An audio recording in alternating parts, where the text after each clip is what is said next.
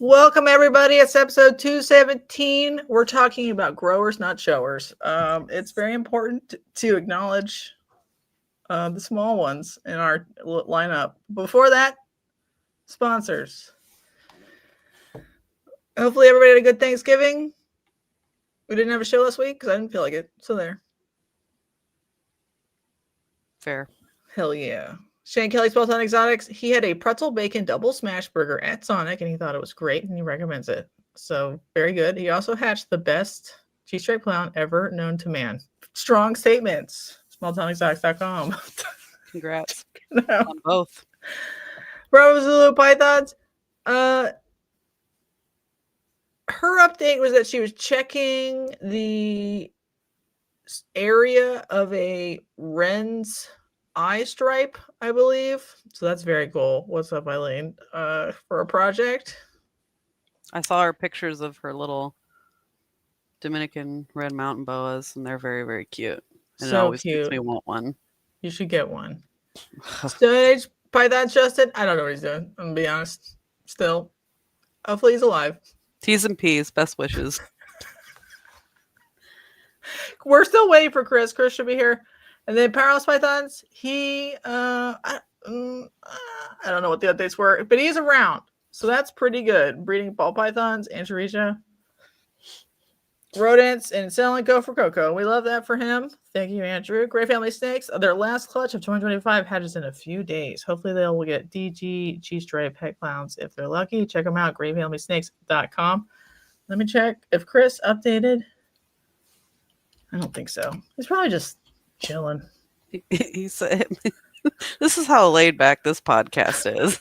He's like, yeah, I'll be there in a minute, sometime, whenever. In a minute. Well, we'll have to stall. But Chris, be a Reptilia, if you want some pines, if you want some bulls, if you want some Argentines, maybe some MBKs, check them out. All bangers. Peanuts Reptilia, Morph Market, Instagram, or at a Pennsylvania show near you. Chat, Quirky's here. Alicia's here. What's up? Garters could be on it. Is he having problems logging in? Hold please. I'll Hold, check. please. Everybody. No, not everybody has to hold. Oh, it just says logging in. Yeah, he said he was logging in, and I went, well, we're doing great. We are. We're having a strong start. Very professional. Listen, we're doing the best. Agreed. Oh, he's here. Oh, we did it. We did it. All right, we're back. Thank you for coming. Hey, sorry for the delay. Technical difficulties. Listen, that's like this whole show for 5 years. So it's totally fine and good. Cool. Is it a whole bag right podcast if everything goes perfectly? No, it's not. Part of the charm. No, it is not. Charm. Okay. What an interesting word for this. Listen. All right, let's repeat what I said last time. All of these are our dumb opinions. Our opinions don't count. They don't matter. Everything you hear probably is irrelevant. You probably don't need to listen to this, honestly. And my opinion might change tomorrow. And the opinion might change tomorrow. So don't take it too seriously. They're gonna get ranked, but the ranks, they don't really matter. If you really like something, just like it. No, I don't think each of us individually have kept every member of the whole list, which no, I haven't. Right, but it doesn't matter because it's mostly just like, is it cool? Is it a good pet? Is it available? Is it reasonably priced? Does it eat good? Or if those things aren't perfectly true, maybe it gets lower on the list. Mostly, it's just an excuse to talk about snakes on the internet. Yeah. Okay. Good. Gosh, people. I haven't even seen the list yet, so this will be good. I thought about giving it to you early, then I was like, nah. I thought about asking for it, and then I was like, nah, fuck it. Because sometimes I put some real turds on here on purpose. Okie doke. Great. Now, do we get a prize if we if we have worked with like a large amount of these? Is there like a congratulations, you done it type thing? A strong attaboy. There you go. Self-given. I'll take it. Self-love. It's fine. I can mail ribbons or something. I'm joking. No, Whatever I probably happened to could. that chapstick you were making? Oh, I'll send you that one. Some of that. Easy. I've got like 10 of them. Do you? Hell yeah. Yeah. We got. Because you gave one to the kids. Like you gave like 10 of them. You're just like getting handfuls of them. And Well, I bought a couple hundred just to give away. All right. And then the sizing rules.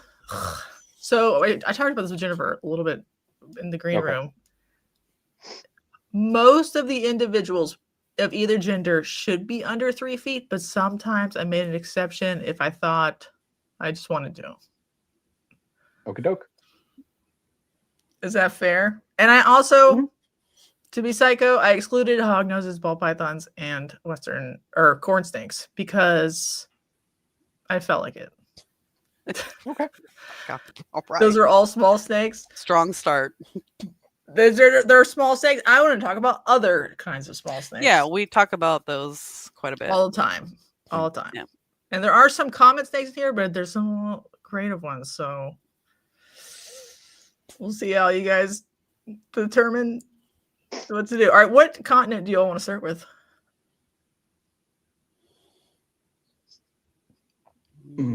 It's North America. Yeah, let's go with America. Let's home turf. All right, very good. And I'll try to explain what I meant poorly, but I'm gonna present fails. Garter snakes. So this is a California red-sided, but I mean the whole group. Because some of them do get a little big, some of them are smaller, some of them are in the hobby, some of them aren't in the hobby, some of them have morph, some of them don't. But is a garter snake a good pet? Yes. Spicy take. I don't think they're as good as people say they are. Whoa! Oh, I love it. We're starting strong. So like here's the thing, right? I've kept 4 or 5 subspecies and they do okay, but I feel like to really thrive you need to keep them pretty naturalistically, which like I have, but they need to eat a lot. You should keep them in groups. And like I don't know, I've had a lot of issues with failure to thrive with these. Yeah. And like it's like baked in the cake. It's just their plan, like their survival plan, like have many and then they I've had checkered is the one I've kept and it's same dealio. Sorry, go ahead.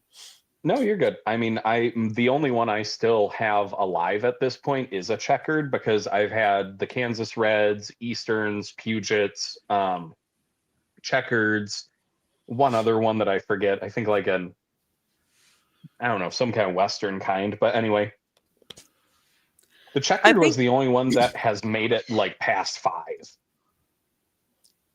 Yeah, they do randomly die. I think just from a naturalistic perspective, I think they're really cool and unusual, social, and we don't quite know the extent to which they are actually social. Like we're still figuring that out. That they can live in colder climates too. I think they're very unusual, unique, cool snakes. As far as if I think like this is the best pet snake, like do I think everybody should have garter snakes? Probably not. Should pet people even have garter snakes? I think if you do it right. Yeah, like for a dedicated person, if you're setting up a cage right and you're doing right by them, they're really rewarding, but they're also not like that snake that wants to come and hang out and like chill with you all day. They don't really enjoy tons of handling.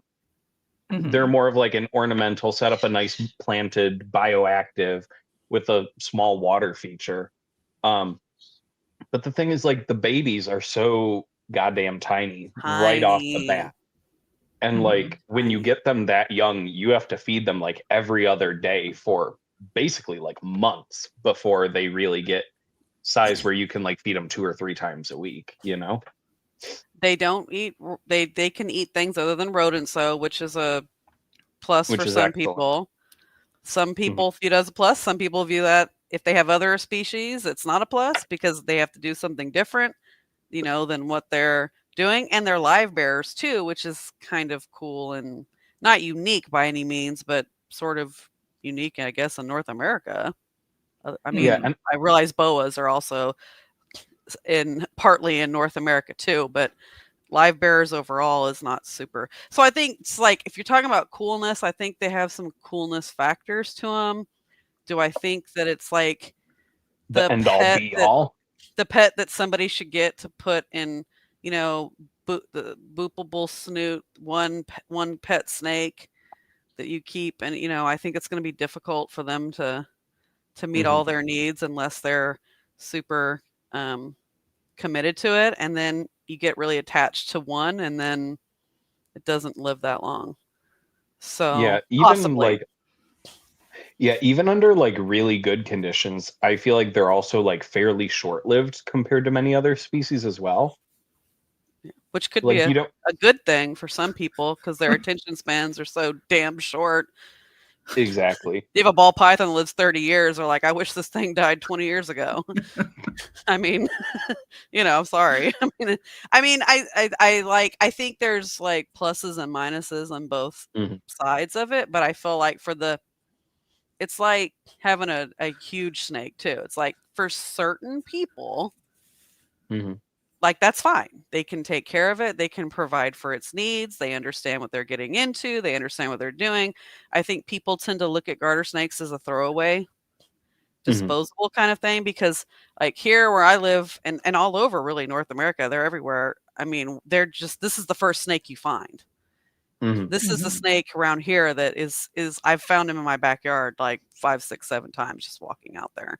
So I think people tend to look at them that way, like they're just kind of throwaway. I think you look at something like the red-sided, looks very cool. It's blue and red. I mean, that's pretty badass. The coloration, but so I think very cool, but pet, there's a reason why I don't keep them, even though I think they're very cool. I agree. All right, what do we want to give it? I'm happy with putting this in C. I was gonna say B, but I'll settle for whatever. Settling for whatever. That's the Holdback Rec podcast motto. I think I waffled in between B and C. I think just because I'm thinking about pet, I don't know, maybe I'm giving a little bit more weight to that is my decision, but like super cool. Like I think copperheads are super cool. It's one of my favorite snakes, but I don't have one because I just know myself, you know, like, and I have kids and stuff like that. But it's like very, you can very boop anything cool. once. Right. Very, very cool, but I'm not going to say it's a good pet. No. Even for myself. Kirill Lukin thinks they just need light in Aspen for an adult. I think some of them, I think there's something going on with them. And it might be because they're co-housed a lot. A lot of them maybe. Well, and there's a lot of the studies on like their sociability, but and I don't say this super lightly, but there's not a lot of snakes that I would say like, yeah, you need to keep these like more naturalistically, or like you shouldn't keep this in a rack. But like I hazard that with garters that like you really do them a disservice keeping them not naturalistically, which I think is another thing like that both keeps them from being a larger part of the hobby, but at the same token, they won't, in my opinion, they don't thrive in that kind of setup. And not to get all like ethics on the discussion, but I feel like they are a little bit more needy environmentally than some others. they seem to love watching what's going on. Like, Mhm. I know They're very people keyed that in. keep them in big naturalistic enclosures, and they love them because they're always out. They're always Mhm. looking. Like when someone walks in the room, they're like right up there looking. You know, they're super interested in what's going on. So they're very cool to watch. So for me, I would say, like, could you put them? I'm sure people do it. I know people do it. I know people Mhm. that personally do it. But for me, it's like, I just feel like I wouldn't keep it because I'm not going to do that. And I feel like that's what I would want to do if I had them, is keep them Mhm. naturalistic, more Yeah. naturalistic, not like, oh, Ribbon Har- snake. Ribbon snakes, hard mode. another snake that people think is trash. Yeah, Can they I used just say, to. I feel like these are the less wanted version of a garter snake. Mhm. Yes. But they used to sell them for $5 at the pet store I used to go to get horse Mhm. feed when I was like 10. Just like Mhm. bulk Florida ribbon snakes. They were An really outrageous they were price. selling them for $5, so probably bought them for $2. But they never. Do you know This is any like a diet garter snake. right? But does anybody Mhm. breed large numbers of ribbon snakes when there's a decent I amount think of like people the who like Floridas garters? are, or like, isn't there like a blue ribbon snake or Yeah. something? I feel like those are the only ones I ever see captive bred, What was but it? it's very rare. Similis? Does I anybody think remember? so. I'm making stuff up. Should they be more common, or are they not cool? I feel like they're even more fragile than garters are, if I'm being honest. Mm-hmm.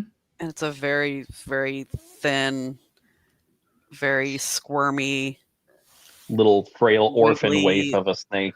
Yeah, not something that even if it was sociable, I wouldn't handle it just because it is so small. And yeah, I Mhm. not for me. Looks like you got like 2 balls on your head, Jessica.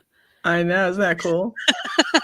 Every time I look Teabagging it. up, it's like she's hanging out between like, dude, sorry.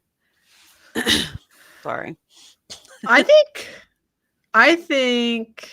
What do I think? I think garters and ribbons are cooler than we give them credit for. We just have to like lock in on what is going on in captivity. Really. Mhm. Yeah, I think they do really well with a dedicated keeper who can provide them like the environment they need. But for the average person, they're not it. No, they're You gonna know? die. You're gonna All right, where do kill we put ribbons? D for me. Yeah. All right. D. Sorry, ribbon snakes. Eastern hognose snakes. Oh, we said no hog nose, but we slide in the Eastern. Because I think they're pretty. I think they're the prettier of the two. Just take I out want them to warps. be more readily available for not like $500 each. Mm-hmm. I like them. See, we have these locally, and there's like a melanistic population fairly close to where I live, and I'm like, there's the one party that's like, I could go field collect in Eastern, like they are found in the county I live in, but also it's not going to live because it wants toads. So Does. There's They're like so cool. a not an insubstantial trickle of CB babies that show up each year. Mhm.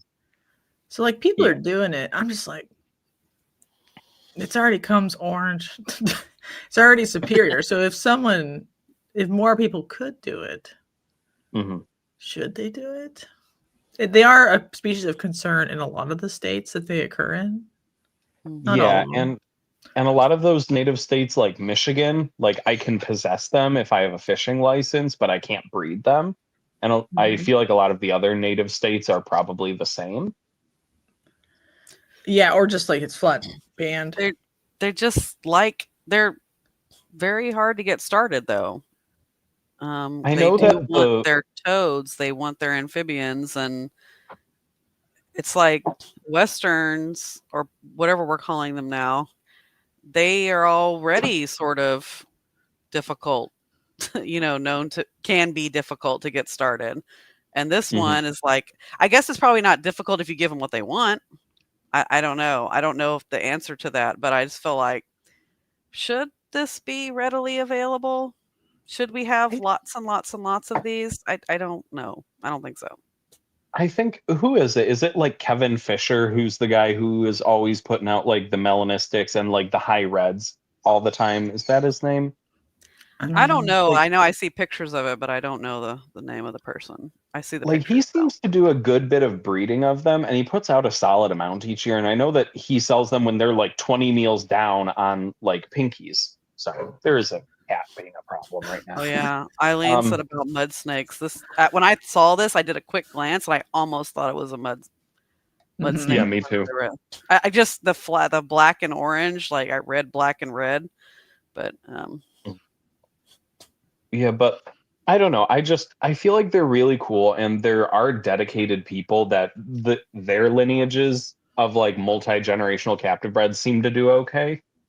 But by and large, they're not as easy of a keeper as Westerns are, which I think is the big detractor from them. I just think they look fucking good. Yeah, I think they physically are much better than a Western. Oh my god! Yeah, if you want to be edgy and cool and different, and be like, I don't like mainstream hog noses. I like Eastern hog noses. You know, if you're one of those people, well, maybe I am. With that. Maybe I am. Yeah, I mean, and that there's nothing wrong with that.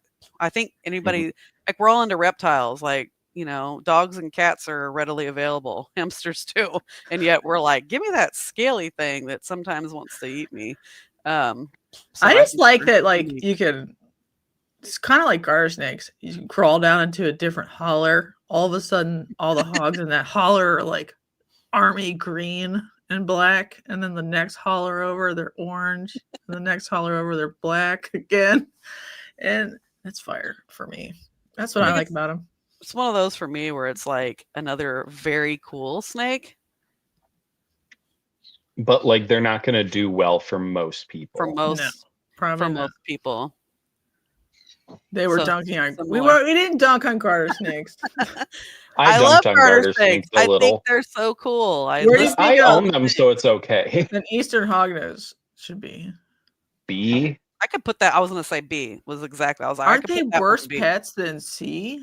Garters, Baylor garters. The people I know that have them, when they are like a solid captive bred that is established on rodents, they don't say just rando die. Yeah, they say they're just as good as like a Western, and they can live like 10 to 20 years. So, all right, I fucking think they're fire. I think they're cooler too. I mean, okay, and they're also like spastic, like more weird and wired up than Westerns. Like they're still like spazzing out as they get older, and they flatten out. When they flatten out, it is way more exaggerated too. When they display, it is way cooler. Like, not to say anything's wrong with Western, but the Easterns, like every time I see a really cool, I'm like, damn, look at that hognose. I'm like, oh yeah, it's an Eastern, because it's doing like the crazy flattening. How is a snake that will not live without toads above garters? Because a lot of them can be switched. Also, I'm sorry, like you don't know hell until you have owned a trio of garter snakes that are not kept on a bioactive, and you have to like deep clean their enclosure every other week because there's so much poop and urates on everything. And we didn't mention musking.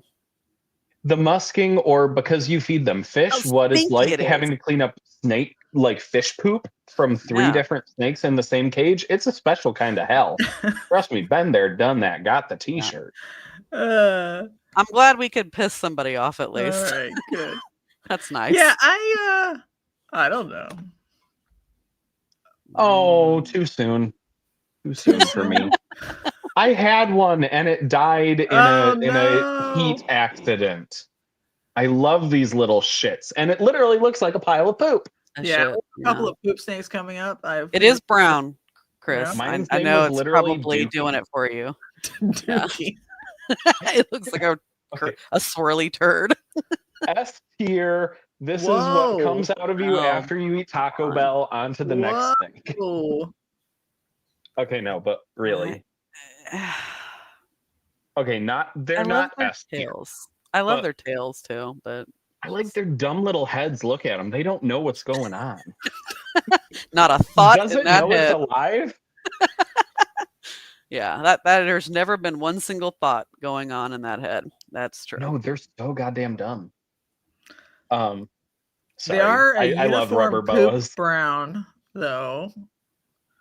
Oh, Purple They're Church so is S cool. tier. They do eat rodents. They They're They pretty do. easy to take care of. They grow so supposedly. slow. Mm-hmm. They grow so slow though, and like they can also be a total pain in the ass to establish when they're like neonates. What do they want to be? Brumated and then fed in the spring? Yeah, but a lot of them because they grow so slow. The one when I bought him as a 3-year-old animal, he was like 5 inches long. Is that right, though? Yeah, he was like Okay. he was like 20 meals down the hatch. But the thing is, because they want to be cooled every year, like from birth. Mhm. So Hardcore. they don't always eat. At least the one I had, like the breeder who is an old timer locally who has bred them for years. He's like, yeah, they don't always feed when you feed them. And like when Alright. they go into a shed cycle, it's like a 3-week process where they're not eating. So when they're babies, you're feeding them like one pinky, and then it's like 3 weeks off while they shed, and then you feed them another pinky, and then 3 weeks off. Not good pets, but I I'm still not- think they're cool. I'm like, sounds yeah. like sounds like a great pet. Well, I think Patty would be like, I gotta feed it again. It's been 2 days and he hasn't eaten last week. I'll feed it again because you know how Peggy will keep trying constantly. Yes. Yeah, Yeah, keep and, like- harassing it with a mouse every day. And they're not like super tolerant towards like temperatures either. Mhm. Like obviously they're from under. Well, sorry, I'm trying not to sneeze. Obviously they're found under rocks and logs and in leaf piles and shit like on the Pacific Northwest. But they really like they can take temperatures down to freezing, but mine literally got to like 90 degrees a single day of its life and died. Oh, Like he Yeah. never had heat. I literally had like a power outage in summer, and the room he was in got to like 89, 90 in his enclosure, just room temp here in Michigan. And that was what killed him. Like I nothing was gonna crazy. say like it scares me being where I'm at. Just Yeah. it can easily my room can easily get to 85, 86, no heat, just ambient temperature during the heat of the day when, because the sun bearing down on the room, and it I think it's another reason why I don't keep like certain kinds of geckos either. Yep, Mhm. I'm with you there too. Like somehow the mandarin rats were okay at like the same Wow. temperature, but the rubber boa was like, this is where I die. And They were he just was- like, I'm not putting up with this shit. I'm out. yeah, and he was like probably at that point, he was like an 8 or 9 inch baby that was like 5 years old. But the thing is, they grow so damn slow, and mine was a male, and the males only get like 10 inches long. that's what she said. Where do we put rubber boas? Oh, I hate that I'm Aw. saying this, but C tier. Oh, really? I was gonna say Yeah. just sheer coolness. I'd put them in B or A, but What? I mean, I'm just I'll saying that- take B. I'll I take mean- B. I just think they're so difficult. yeah. Like I mean, if you can neglect them by literally letting them freeze to death for most of the year, they do fine. And they live for goddamn ever. They can live like 70 years too. I just think they're just the way they look, their faces, their body structure, that their skin, it just looks waxy, and they're just freaking cool looking. They're like a American treasure. They're like think a they're- Greenland shark to me. I don't know. It is a snake version of a Greenland shark. Yeah, I'll give it's you just that. like Let's it's put them kind of at B. ugly, but okay. Yeah. I feel like B. Or Greenland sharky. All right. Greenland. Another one that was wild caught in Florida a lot and sent to pet stores. Wow. Rough green snakes. That's a mistake. I'm a sucker for a green snake. Yeah, they're fun. I've kept them before. I just think people should keep way more of them because, like, I know people are like, I can't feed rodents, and they're like, get a garter snake, and you can feed like mushed up fish. Like, wrong. Mm-hmm. What if you had a CB insect eater?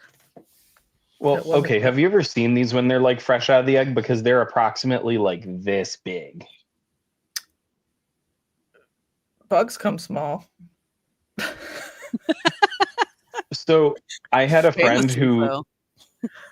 who did like wholesaling and stuff, and he had a female come in that dropped some babies. Mm-hmm. And I literally kept it in like a 4-inch deli cup with like a little bottle cap of water and would drop pinhead crickets in every day. Did it make it? For about 6 months. It also died in that heat episode. Oh. Yeah, I just think everyone's always, we have some more coming up, but like looking for green snakes. Yeah. We got a North American one right here. I like the Western, but this one, I love the head. It looks very much like, I think it's got like a Gonyosoma kind of head to it, which I like. I don't know. I think they look really cool. They look coach whippy too, like the way their scales are. Like that, they have the same kind of like scale pattern as coach, but I'm a huge sucker for coach whips. It's just a little tree garter. Yeah, that's probably a good description. I love them, but I would not keep them. Yeah, they are fragile. There's something about them, I think, that's deeper than like we might not be providing the right food items by just feeding them crickets, because crickets are probably insufficient. Mm-hmm. But I still think they're cool. I think they're super cool. And don't they also need basically like an incredibly ventilated enclosure? I feel like the people I've seen having success with them long term keep them in like the screen chameleon cages with like a basking bulb and live plants and stuff. Yeah, well, most of them, like when you shine them in like bushes and trees that are like 10 feet off the ground. Mm-hmm.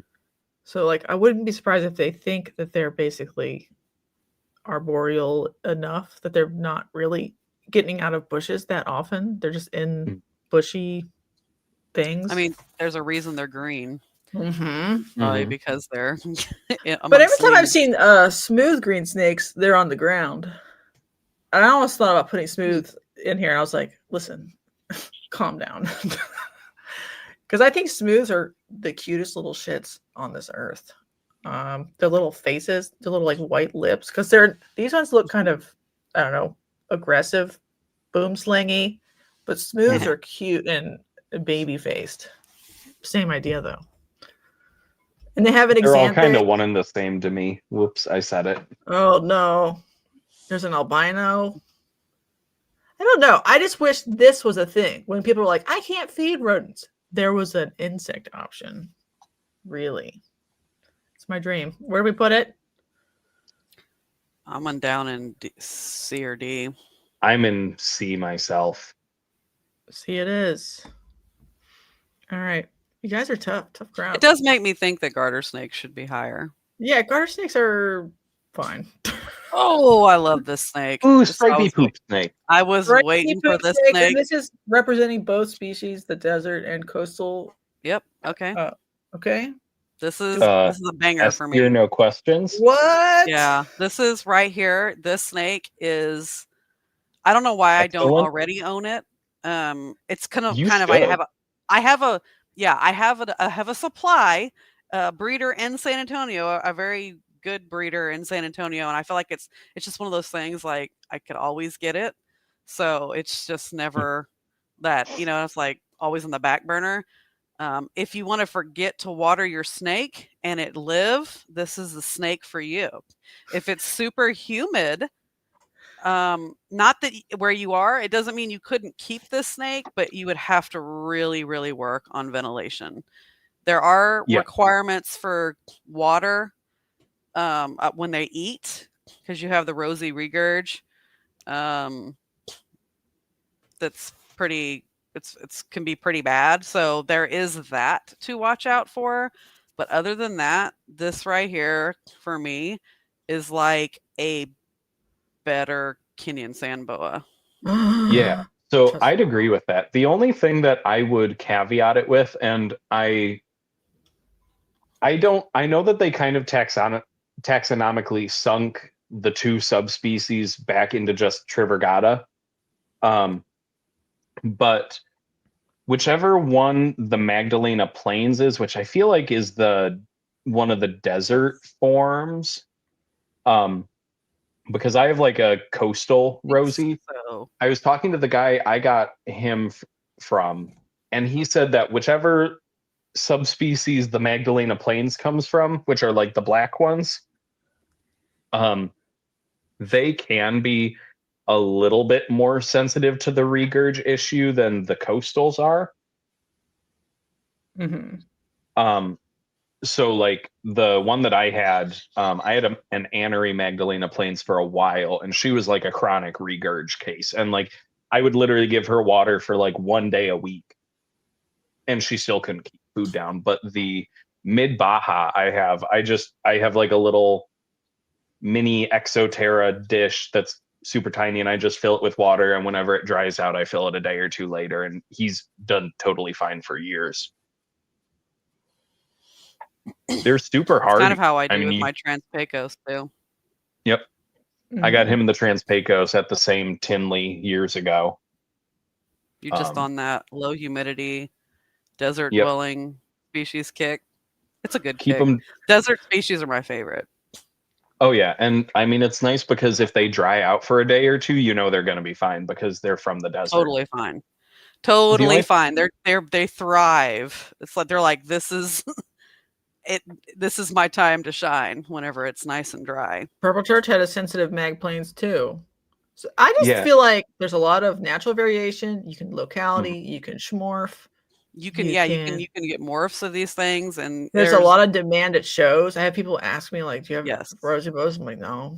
They're like, "Do you know anybody who has any?" I'm like, "No." The locality. It's like the only reason. One of the only reasons I'm still on Facebook is because there's a rosy boa locality page that I'm on that I love. That's actually it's well moderated, but like you can't guess. They don't allow you to guess localities and stuff for snakes. Like they're very tough about localities, but there's like what you were saying, Jessica, is I think makes a great species to keep in the hobby is you can keep because I like to do morphs and localities of the same species, like and do both of those things, and this one is a great opportunity for that. They're chunky, they're cute. For the most part, look like their temperament is pretty decent too. I've seen a few that are a little nippy, but generally they're pretty easygoing. Once they figure out that you're holding them and what it is, they're pretty good. They can be like, it may take them a second. Some of them when you first pick them up. Some of them, like I just know some individuals are like that, but this one for me is like, it's A or S. I'd say S. Small. I would be happy because this is probably one of my favorites that we're probably going to see. Yeah. Are the garter snake mafia going to kill you guys? I think so. Oh, please. I have no will to live. Eileen says almost every show someone asks me if I've seen rosies anywhere. Yeah, I agree. It's weird because it's like everyone's like, yeah, there should be rosies here, but there just aren't. And I'm like, I know a guy if y'all need one. I feel like it's regional. Like the places where it's a bit drier, I think you see the more kind of like that's where a lot of the Pitchophis and the gopher snake guys are at, and the stubox and the alterna. I think they are more of like a regional thing as well, because we have like no one in Michigan that works with them. And then you go to Tinley and like you might see 1 or 2 people with them, but I just feel like most people's houses are relatively dry, even if your snake room isn't. If you're running the AC, that's usually so like most people anywhere, if they want one pet, I picked this king snake. But the don't. Scarlet I'm just King. saying, like, don't put a flimsy light water bowl. Make sure that you have a very solid. If it's like attached to the tub or whatever it's in, it's better. But you don't want to be sloshing water, and you don't want them to be able to knock it over. It My needs to Purple be Church heavy. says screen top terrariums better than racks. Yeah, So they I'd agree. Yep. I think so. I'm That sorry. and I like know we're moving overhead on, but basking does really well for them too. I just know people who have killed rosies because they tipped a water dish and they didn't realize it for a couple days, and it Thanks, wasn't a good Lisa. situation. You're a babe. Oh, yeah, thanks, Lisa. Thank you. I picked Scarlet King snakes as like the For weird some Lamprey reason. Beltus. Ew. Like when they're Does sympatric, anyone keep these? That's what I said. Like the handful of people I've heard that have like actually attempted are like, yeah, I found it under a log. I force fed it slivers of chicken heart and it died. Yeah, nobody. That's a red ones on Wharf Market right now as we speak. I told her, I was like, put mountain king snakes. Do the montane kings. Those are Sloth tiny The little prairie snakes. king, the superior king. Prairie kings are cool. Yes, I know you love prairie kings, but they they're- are so- cool. They're very good. Most of them, they're like mean sizes. It was over my target size. These ones are below 3 feet. Arizona mountain kings are tiny. Mountain kings still get like 2.5 feet, don't they? Maybe 3. She's like, yeah, but she's saying like 3 and under. Can we talk Mm, about Scarlet sure. King snakes? Can we talk about a kitty? Sorry, he's being a terror, so I'm just holding him so he stops. That's fine. It's fine. We love Jess and I. I just love think cats. they're cooler than y'all are saying. I think I they're don't know cool. about that. They're just another tricolored snake, Jessica. Oh, But shit. the white is yellow when fine. they're sympatric with coral snakes. So some of them look so coral snaky, it's crazy. Isn't I it? will There say are lots some of of them things look. that are sympatric with coral snakes. Right, but I would these say ones that are for the this- most mimicky of the mimics. This one would make me think twice before I just grabbed one. This I one is mean, so coral yeah. snaky. If I saw it in the wild, I would be like, yeah, okay, I'll go maybe grab it. I mean, I would didn't look pick real scarlet careful. snakes, which are like our North American egg-eating snake, because these ones will eat rodents sometimes. Emphasis on sometimes. Like big Heavy. emphasis. Heavy emphasis.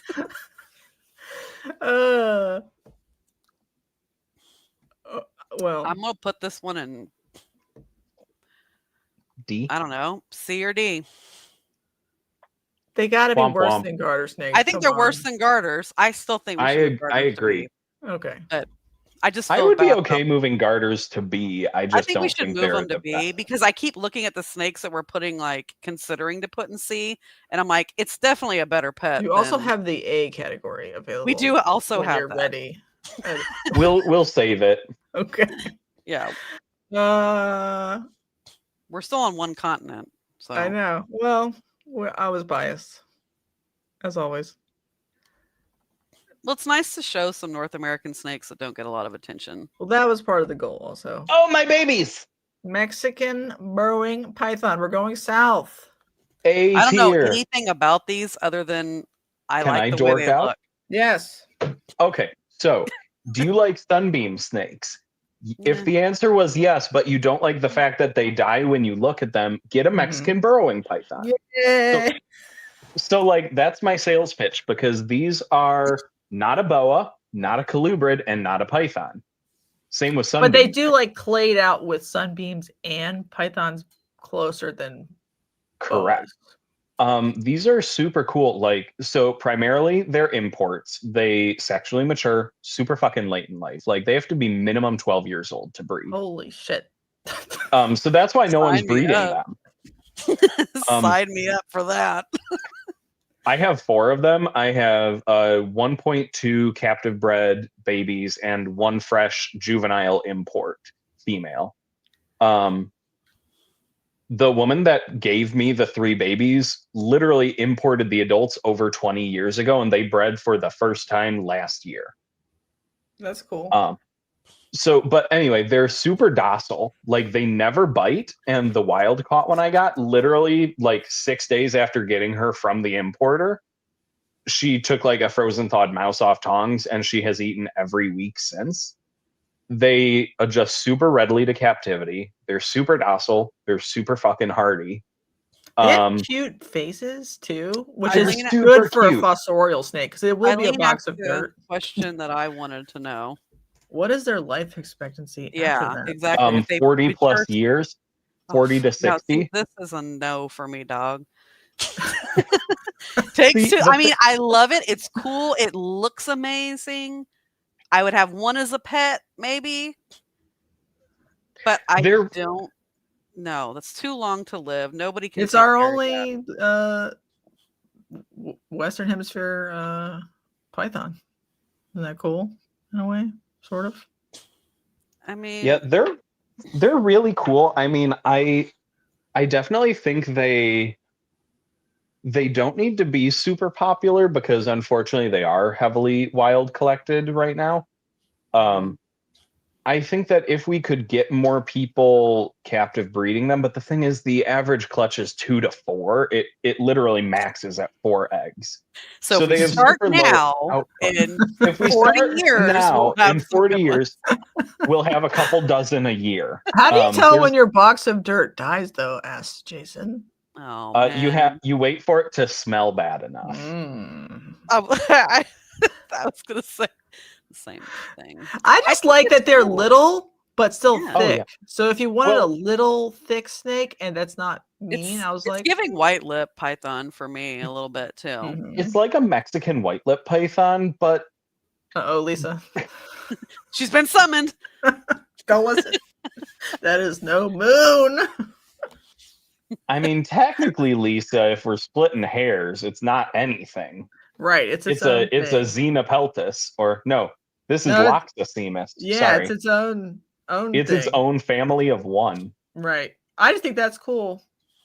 I I was think they're looking for super like cool. weird small snakes.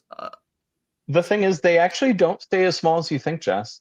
So Just they can nobody's get up. been able to keep one. for that Well, they long. can get up to 4.5 feet long. What? Oh, my They God. can get really big. But isn't that cool? I don't know. I mean, I like them. I've got I 4 think of them. coolness factor, they're cool. I probably think nobody should probably own one. Oh, thanks. Are y'all gonna? I fight mean, about- like I said, I would own like one to have a cool freaking snake.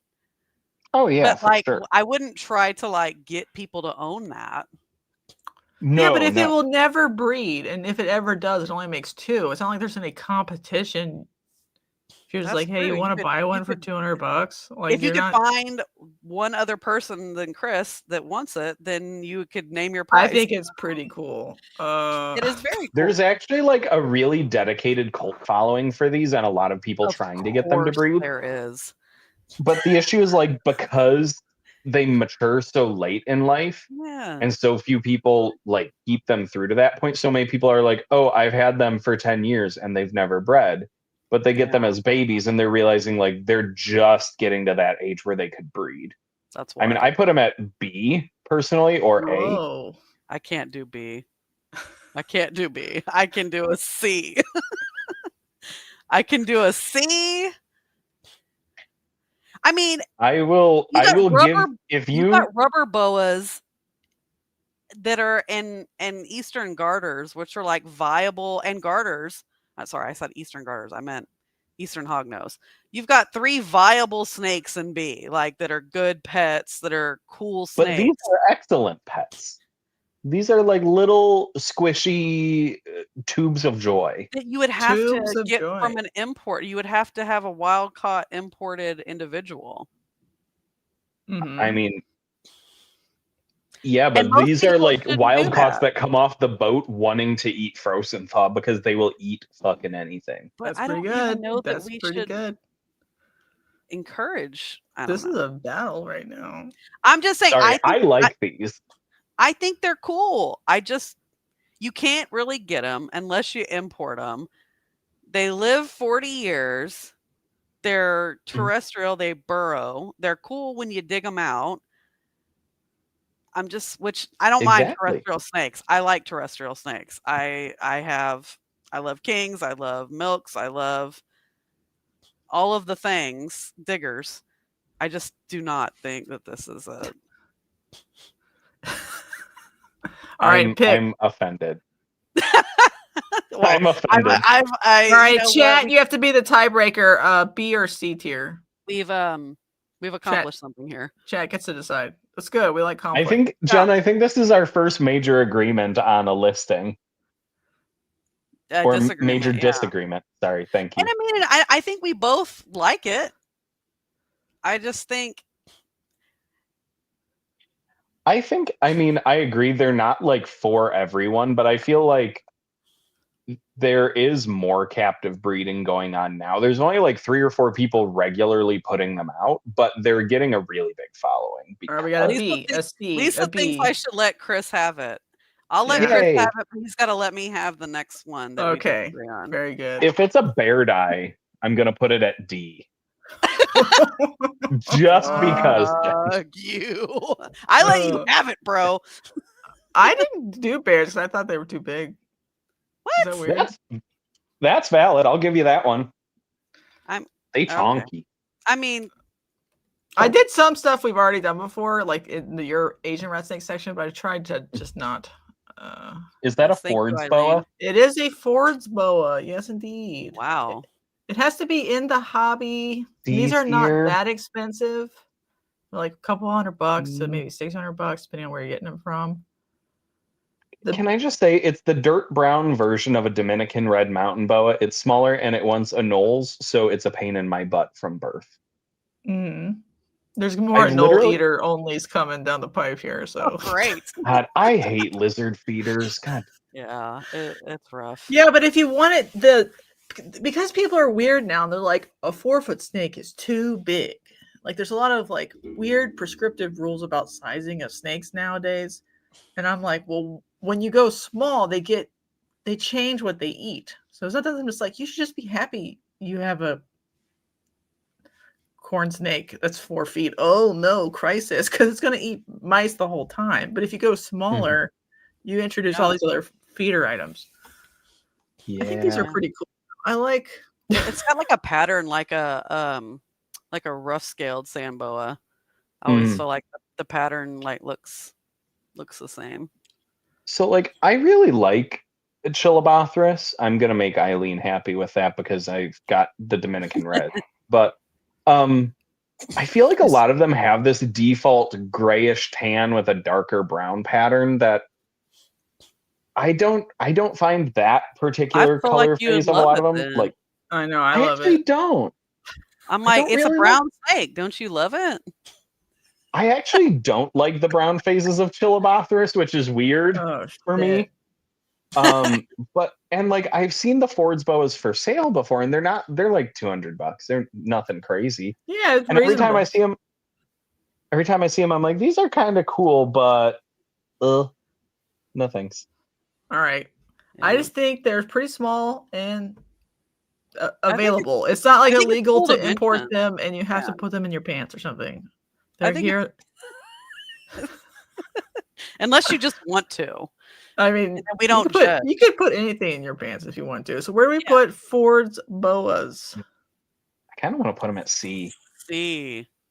Right. Because the other thing is, I know a lot of Chillibothris have very limited bloodlines in the hobby, and I've only seen one person selling Ford's boas. So I feel like their family wreath is a toothpick or a family tree. Yeah. I think it's time to go to South America. Tricolor hog noses. God. I don't like them. Like I want to keep one once, but I'm glad that they don't live longer. Pass. They're very pretty. It's just another tricolored snake. No, they're way psychoer than other tricolor snakes. Yeah, I'm like, and there's some pretty psycho tricolored snakes. They're like thrashers. You know, this is a no for me in every aspect. Whoa, strong statement. I just don't think strong word. I just don't think don't like mine them. are fine, but to me they're a box of dirt also, which a lot of snakes are. And so like they're really pretty, but And you can't stop them from breeding once they've started. Like they're What? an unstoppable machine. That Right. and they but that they and, are like, cool. they don't live very long. Wasn't No. like the record lifespan for one like 9 years because the guy fed it exclusively iguana meat and like frog legs. I don't know. There was another Like, guy they- in the it's UK who said he got him up to 12 once. I don't know. That's it. But like the thing for me is like in the field research, they have never been recorded as feeding on a rodent. So I feel like you are directly doing them a disservice when they are like an obligate reptile and amphibian specialist. I feel like keeping them in captivity is a genuine disservice if you're not going to feed them what they need to live a healthy life. Like, I think they're super cool and like no shade to anyone that keeps them. But I feel like if you are actively feeding them rodents, that's a big part of shortening their life. Kind of like some of the Candoya that like die very young if fed rodent diets, even if they will take it. It's not what's good for them long term. Yeah, I And mean, that's part of why I don't keep. fine. I would love to, but I do what you want. like to like try what you want, but for me, Yeah. since it's Yeah, my I didn't do opinion- Tropidophis. Sorry. Damn I don't you. know. There's like thousands of species. There could almost be a tier ranking of just stuff from the Caribbean. That would be cool. Mhm. Yeah, we'll probably do that next. I just wanted to tease people with little tiny little baby carrots. Baby All right. carrot. What do y'all think about? I think they're pretty cool. I think they're pretty cool. I don't know. They're fine. Sear They're not days, my I mean, favorite, but what do you I think? can't put them in D. I feel like they're slightly better than the snakes. Oh, we have yeah. in D. I would actually give them a B or a C because they're not terribly hard to keep. And on one hand, as much as like I know I just said I don't agree with them as captives because what we feed them shortens their lifespan. In some ways, it's kind of good for the hobby to have a snake that doesn't live 10 plus years. Mhm. Giving them a C. What do you think? I'll put them at C. I think C is appropriate. All right. They do get black sometimes when they grow up. I like that. I appreciate That's that. cool. What about that? Is it the little black ticking that increases on them? Is that what it is, or do they just overall darken up? I Both? think it's the black ticking. Because I like the black. The black ticking is to make sure that I say something positive is like my favorite part. They're Mhm. they're fun to look at. Yeah, Can look we at the talk little about black that? on that. The black on the orange I is mean- cool. It's just But, okay. And the black on handling the them white. is not It that just looks fun. like a The other Pueblo issue- mosaic that's worse. The Hypo E may be a morph, it might not be. It might be like polygenic. So it's a morph in terms of like phenotype. Is there also what is it? I think the other thing is, isn't their venom from like their rear fang a bit more potent than some of the other hognose creatures? I've heard that, but I heard it's worse in other xenodontids. Do you believe that? Hmm. Like this one I in mean, particular? I mean, foreign protein reacts with everyone differently. So I mean, Baron's racers are probably You know who one has of the a lot of gnarlier foreign ones protein? as well. In her body, Jen. No.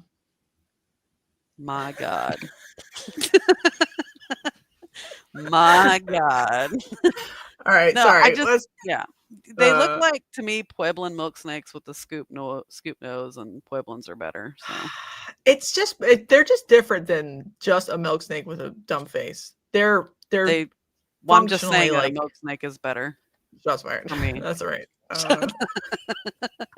I mean, shots fired or not. I mean, maybe that's a good thing. Can we go to Africa now? Ooh. Ooh. We did like two. I And missed Bless the the rains down in rains down Africa. in Africa. oh boy, Sorry. we got singing too. We What is provided all here. that? Is that? Did you put a bush boom snake- slang on here? No, It looks like a baby boom slang. it does. What's Kind of. wrong with does. it? There are other species of bush snake. This happens to be the spotted, which I think is the coolest looking one. I don't really know much about them, so I can't. They're I imported a didn't lot. know They these were a die thing. right away, instantly. straight Because to Japan. supposedly cute. they don't even like lizards that we can collect here. They want Oh. sympatric lizard species only. Well, this seems like a good thing that we should have on the list. So this is. We is need at D- D tier. Yeah, we need Yeah. D tier. I'm like, snakes. I'm happy it exists. I think it should keep existing in the wild. I wish it the best, but I don't necessarily Just think not this is a here snake we in need our to town. put in the hobby. No, doesn't sound like it. Just let it be happy Nope. over in Africa, Mhm. but it is green. But you so. could go buy a bunch and watch them die slowly today if you wanted to. Yeah, sounds great. D tier. All right. It'll Yeah. remind me of my mortality. I don't just need think any they look cool. And reminders. every time I see them, I'm like, damn, They're cool. That's why I need a little Looks green cool. snake in my life, We're still in Africa, right? Mhm. You're driving this Listen, thing. You're driving this boat. Oh, I love these so much. I want one so bad. Aurora house snakes. And this one is representing that whole genus, which is like Look the at the little more face. fossorial ones. Tell me you don't want to squeeze that little face. Look at that face. This is up there for me. I'm just gonna say it. This Can I be is on super my real? list. Oh Yeah. fuck. Yeah. This is like the epitome of like if someone asks a 5-year-old draw a snake, this is what it looks like. No, they would draw a And there's Kenyan nothing sand like boa. bad about them. Like I Like Kenyan sand boas are what it's like the joke. auroras are fine. I mean, Oh. I've handled them. They're nothing particularly special to me. Oh my god. I'm gonna put this. This to me is amazing. I think it is stunning. I mean, This one it's a is like pretty snake. drab. This one's pretty drab. There's some that are a little bit Yeah, I've seen prettier colored. ones for sure. for sure. But It's just a picture. I mean, Sorry. it's I just green. think this is green. better. What is that? A can't smooth even earth see that. or smooth green snake. No, I don't think it's better. What? I don't. Okay, keep going. I gotta bring the picture back up. I don't know as much about their care, which is also why I haven't gone after them. They're pretty pricey. Still Yes, at this point, I think very that's pricey. I think it's going to continue to drop down because we're getting more and more of them in the US hobby. I think that will go down because there's not a ton of morphs either, or any that we know of. I don't know. But I don't know. That's why I haven't, paid the big bucks for one because I don't really know much about keeping them, and I don't want an expensive snake that All I might. house snakes are S tier, supposedly. There's a call for Chris to fake. So fake this it. is like Nah, I'm good. I've kept house snakes. There is one house snake I have interest in keeping. It's a Uganda green, and I'll probably be getting one in the new That's year. what I But have. I mean, house snakes. Yeah, house I snakes. guarantee I got it they from don't the same really place do you're it going for to get me. yours. From Kristen over at Stygian. Yeah. Oh yeah, That's where I got that's mine. my main source. I mean, I drive by her house on the way to Because work. Zambians are common. Zambians are common, and the Ugandans I think are prettier. They have a cooler, like velvety texture, and they're more rare. So Can I hit on something in the comments? Lisa just said that they're adorable but overpriced, and that bingo is my thing. When you get the babies and they're like fresh out of the egg and they're like 4 inches long and about as wide as a grain of rice, it's the same thing as garter snakes. They're too tiny. I love pine snakes. Like the babies are born like able to eat an adult house snake. Get you a Louisiana pine that's the same size as the ball python baby. That's when they had. You're telling me. I've got like a yearling Louisiana pine that's like 3.5 feet long. Like they're huge. I know, but pet people think that that's too big for some reason. Yeah, but pet people but like something that is so tiny that they can't find Right, it. but they think they do because they're like, I have a 20-gallon. I'm just What gonna will live say, in it? like, the price is a problem, but Mhm. it's just because there's we don't have enough of them. It's not like they're particularly difficult, as far as I know, to breed and to. Will bring that price down, and I think at that point, I think you're going to start seeing a lot of people be very into this species of snake, breeding it, the tininess, but that's like pretty much all house snakes. They're the tiny babies. Some of the other species are bigger, but we're talking Mhm. about this genus right now. We'll do the other. We'll do. Lamprophis. She's like, Yeah. focus back, focus back. Well, if you talk too much about house snakes right before we get ready to talk about house snakes. Gotcha. Oh, yeah. we're specifically talking about the genus with auroras. I misunderstood. I thought we were talking Sorry. about the whole thing. Right. Here. That's what I thought Yeah. too. So I split them apart because I think these ones are different materially than These are like Lamprophis, and the other ones are Boadon. Yes. Because Yeah. I think So like they're a little different. I'll be real. Out of the two, I prefer the other family of house snakes over these. That's just personal preference because these are very like Escalapian snake looking to me. Well, let's just do Like it. We're doing it. We're talking about it. Oh, we might as But- well. We've all right. already jumped into it. We're doing it. These ones are bigger. Mhm. Even their babies are little, they're still bigger as adults. So like to me it's better on average. You needed some girth, you know what I mean? And like those ones, everyone I know who keeps them is like, oh, if you can keep a ball python, you can keep these because it's basically the colubrid version of a ball python. Yeah, I mean, I did have my Ugandan. It's like the first bad shed I've had because it needs a little bit more a good bit more humidity than some of the other species I keep. So I had to remedy that situation. So if you're keeping like colubrids mostly, and your house is very dry, I would say you gotta use different substrate or something for your house snake friends.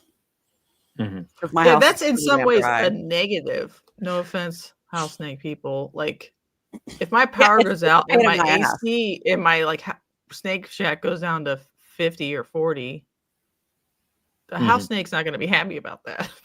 But all of the other colubrids, if they're on an empty stomach, they're like, whatever. They're like, yeah, thriving. One thing I have heard from multiple house snake people is that they can stress with a change in environment fairly easily, and that can trigger URIs, especially in the like Boadon genus. So you do have to be a little bit more careful when changing environments with them and like when shipping them out and sending them to new people.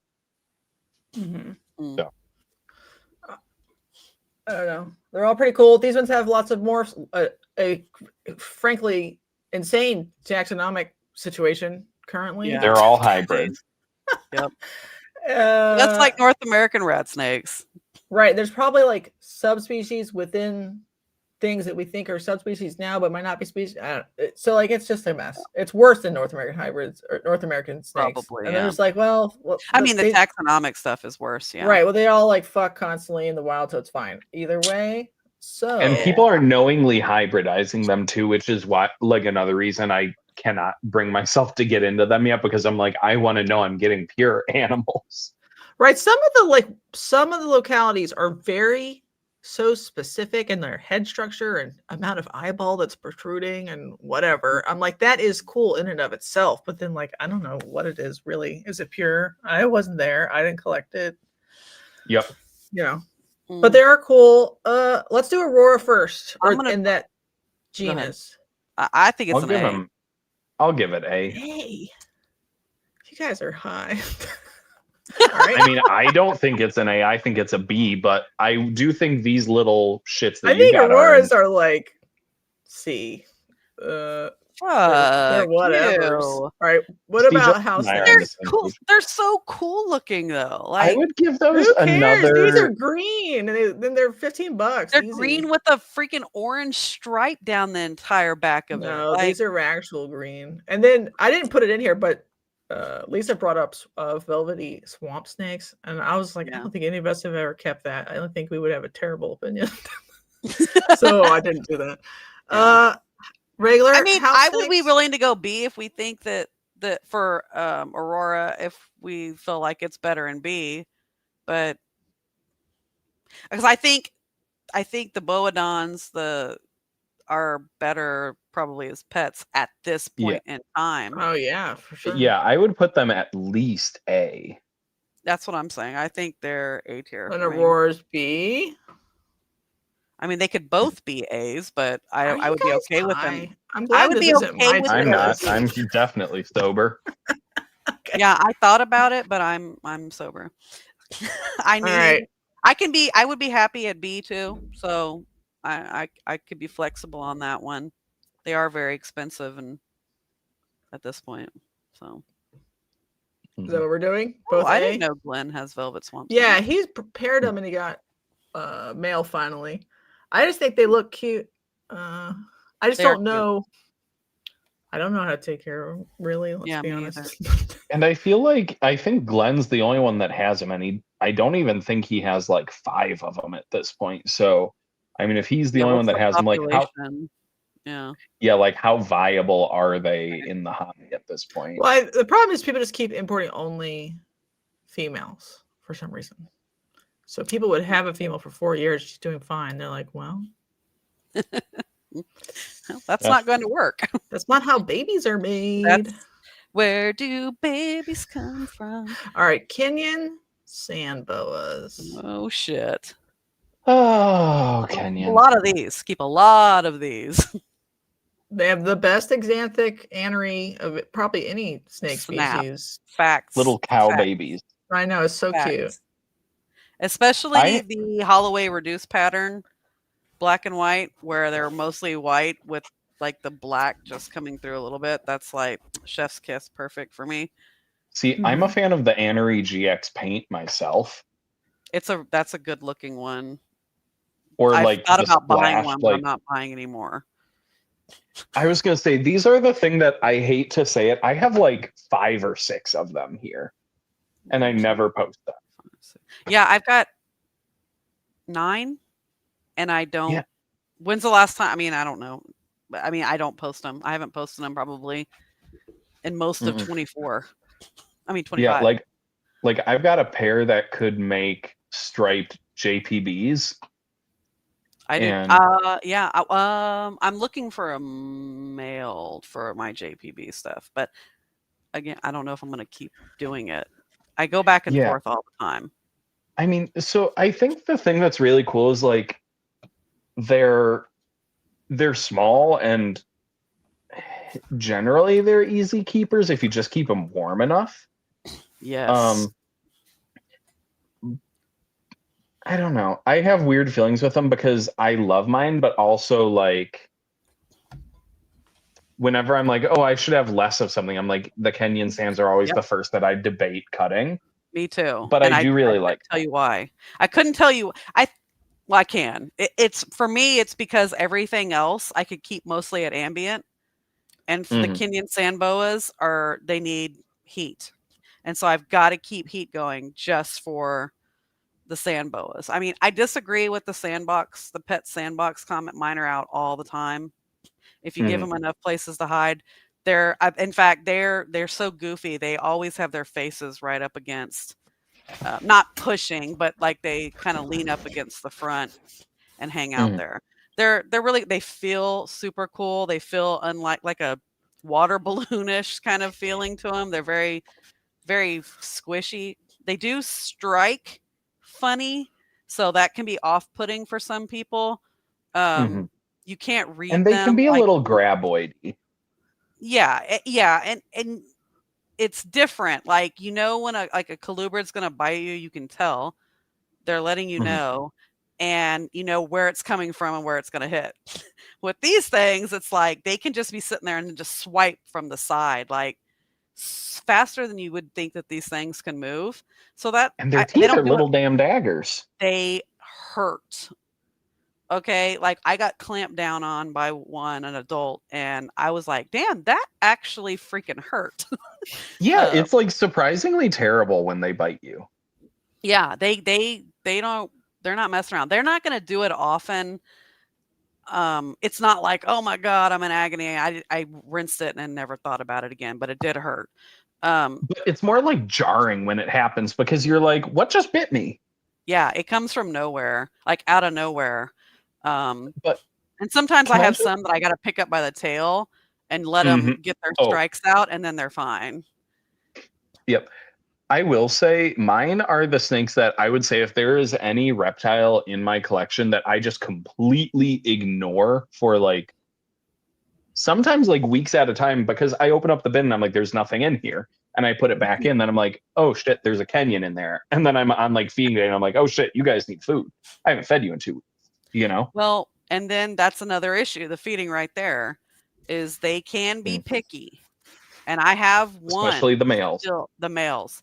I have one male that is still on live. He has been on live for 2 years. I have tried to get him off. I got him off one time to frozen thawed, and then he went right back to live, and I just don't futz with it anymore. It's just a pain. And then they really probably don't need to eat that often is really the thing. And so they're always off schedule with everything else that I feed. And so it's kind of hard to, I feel like if you're keeping just Kenyan sand boas, it's probably fantastic, very easy. But if you're keeping like, especially colubrids, I think it's going to be difficult for you because if you keep a bunch of Kenyan sand boas along with a bunch of colubrids, because it's not convenient. I agree 100%. They're kind of like, obviously I keep a little bit of everything, but I do keep a small group of like Kenyans and Saharans and rough scaleds. And those guys are the really weird little dudes that they have their own super hot rack in the corner of the room because otherwise they would just totally fail with how I keep stuff. Yeah, I was keeping mine too cool. I had a friend that was like, I was saying like some of them just go off of food. And he's like, well, how hot are you keeping them? And I told him, he's like, oh, go turn those up right now. And so that was a while back and I did it and they've been great since. So, I mean, mine are set at 98 on the hot side. Yep. Me too. Mine are hot, hot. So I can't really keep anything else that I keep with them.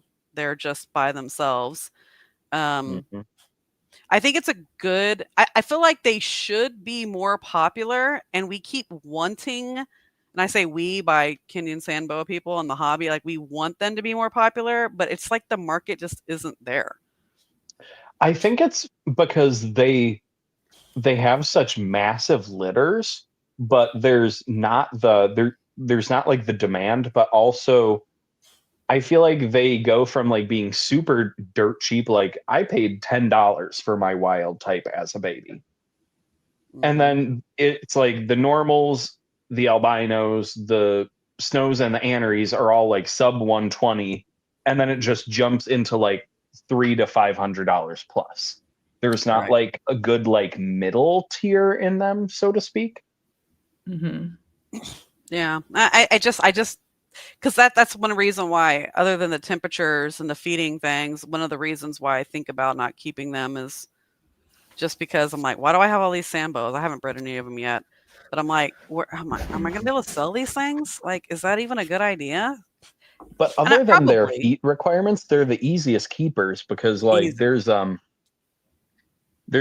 episode of like herpetoculture podcast, I think, where they're talking to a guy who is talking about like his sand boas. There was some study done where I think it's rough scale. It was the rough scale. I know what you're talking about.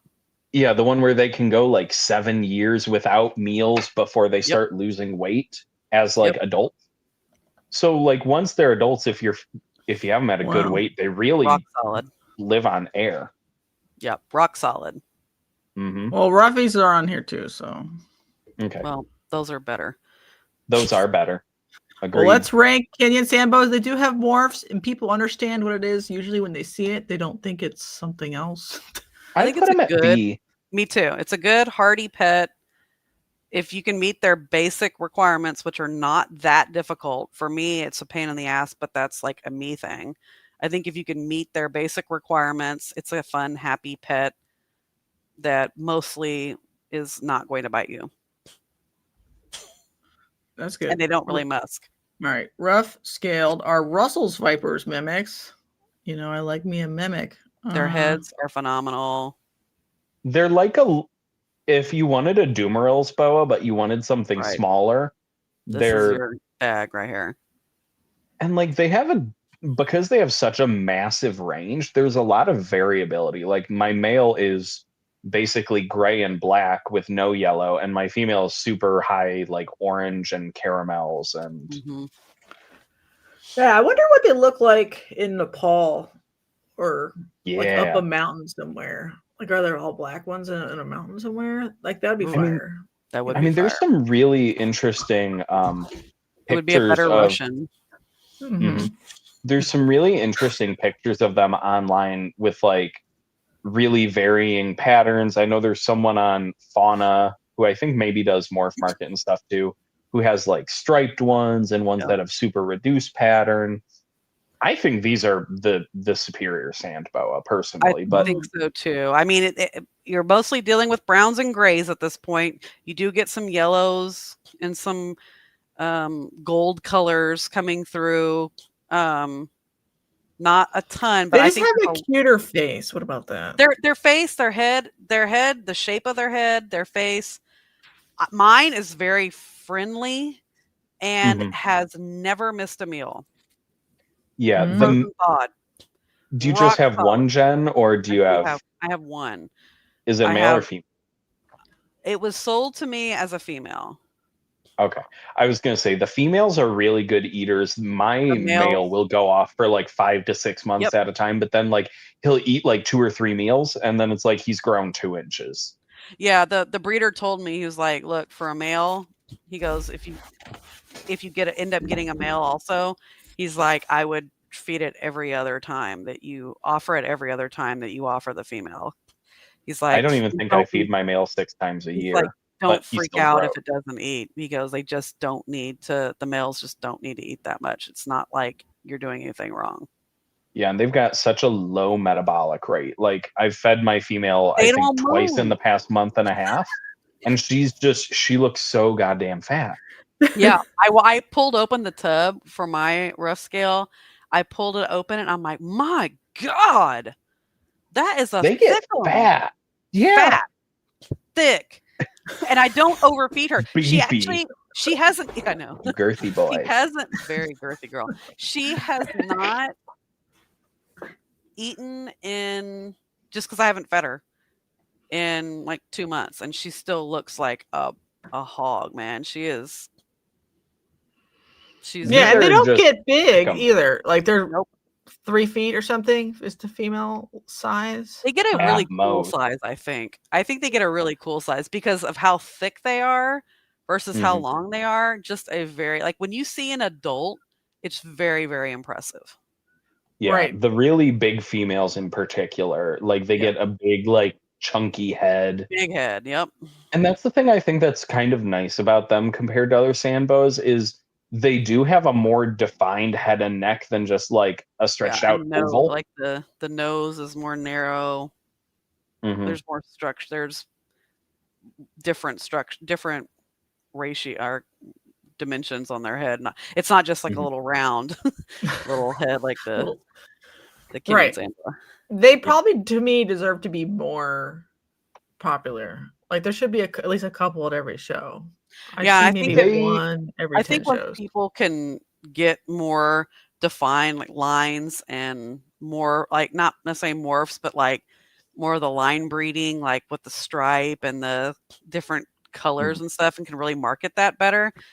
I think that's what we're missing. The really sad thing about these is that the market on them, even paying like $150 for one most of the time, is pretty high if it's not one of those specific bloodlines. Right. Which is, it's kind of a shame because they're even a little bit more flexible as far as like temperatures and humidity than Kenyans are. Totally. And like they're far more bulletproof, but I people don't just keep them don't as have hot. as much interest. I don't keep them as I keep- hot. Mine are in the same rack as the Kenyans, but they're on a lower tier in that rack. They're kept at like high 80s in the hot spot, just like my other colubrids. Yeah. Mhm. Well, not all of my colubrids. Some of them are colder, but Mhm. yeah.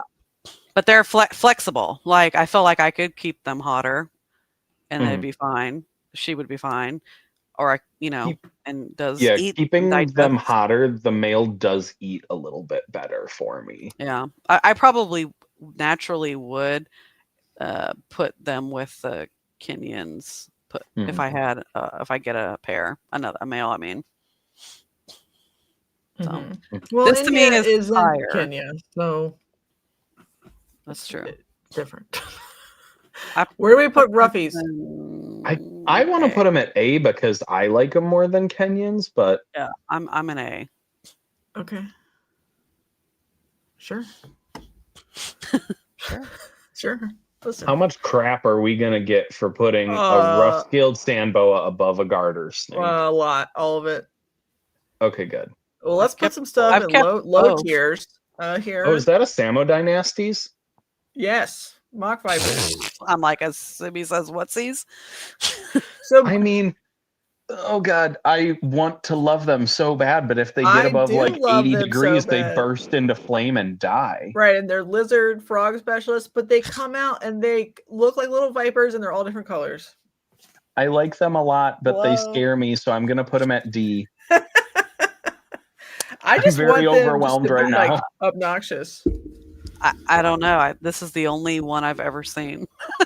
This is the first one I've seen. So my brain says I have kept bamboo rats and mandarins successfully, so I can totally keep what is it? So my brain is telling me I can keep these, but then I've talked to someone who actually has one, and they're like, "Oh my god, if it gets above like 78 degrees, I fear for its life." Yeah, and the world is not getting any cooler. Yeah, that it can't down here. It's winter and it's that temperature. So I would probably kill that, unfortunately. Like, it is genuinely rare for me to be like, there is a snake that if it comes into this house, it will die. But this is one of them that I know I could never find a place anywhere in any room of my house where it would thrive. No, there's no place in my house that would stay below that consistently. Really? Consistently. Even your like bedroom? No, because it gets hotter during the day. No. Yeah, I probably will get them because I'm just psycho, and I probably keep them in the office. And all right, then I'll. I mean, if you can do it, like I'm trying to see, because there were some on Morph Market not too long ago for like $150. Yeah, they're not bread ones. They come in. What are they related to? I don't know. I don't know anything about this. So what are they? They're rear fang. Asian rear fang. Yeah. I just don't know. I'm trying to see if I can find them. I like that they come in different colors and they're teeny tiny. You can put them in like gallon jars or whatever. Gallon? Here, let me just make this jar into a bioactive. Gallon jar, like a mason jar. Yeah, kind of. They're so little. Just put a couple morning geckos in there. Okay. Breeder in the server. Yeah, I need to get rid of some. There's some strong opinions coming through. Strong opinions. I don't know what they're related to. Okay, I'm just saying, like, what are they? Yeah, I don't know. They're just teeny little. I'll let y'all rank this one. Boopers that are probably hard and for a special person. Okay, well, that sounds like a D. Yeah. Yeah, I'd put it at D, unfortunately. All right, good. They're better than like, I don't know, green bushes or some of the other ones, because like people are working on it, but I think they're cute. So there. Okay. Come at me. No, Jess, you can get some wild caught ones for $250 on Morph Market right now. Honestly, I have so many house geckos outside. I probably could do something like this, dude. I have a lot. Yeah, but I think about it. I don't know if I'm executing. Let's take another major L. Are you ready? Let's do it. Tentacle snake. Herpetin. Wow. That's Yeah, a my D kids tier, love Jess. these. Yeah, totally. My kids That's love just these a big at San old D Antonio tier. Zoo. They have they have a tank with these in there, and my husband was telling me about some kind of interesting hunting behavior they have the other day, and Don't they how just like sit there rigidly and like wait for a fish to go by and then they like whack it from the side? there's something he was telling me about, and I was like, "What the actual fuck?" It was weird. I had never heard it. I've What he said. There was a paper he was looking at. I Here's mean, the I don't thing, think like anybody should have them. I mean, I know that there are people who have successfully kept them. There's a guy, a fella, old buddy, who does like only the aquatic snakes, and he's got these and like the homalopsids, and he's got the elephant trunk snakes. If you're like that dude, Yeah, you can if keep you're them. that one guy.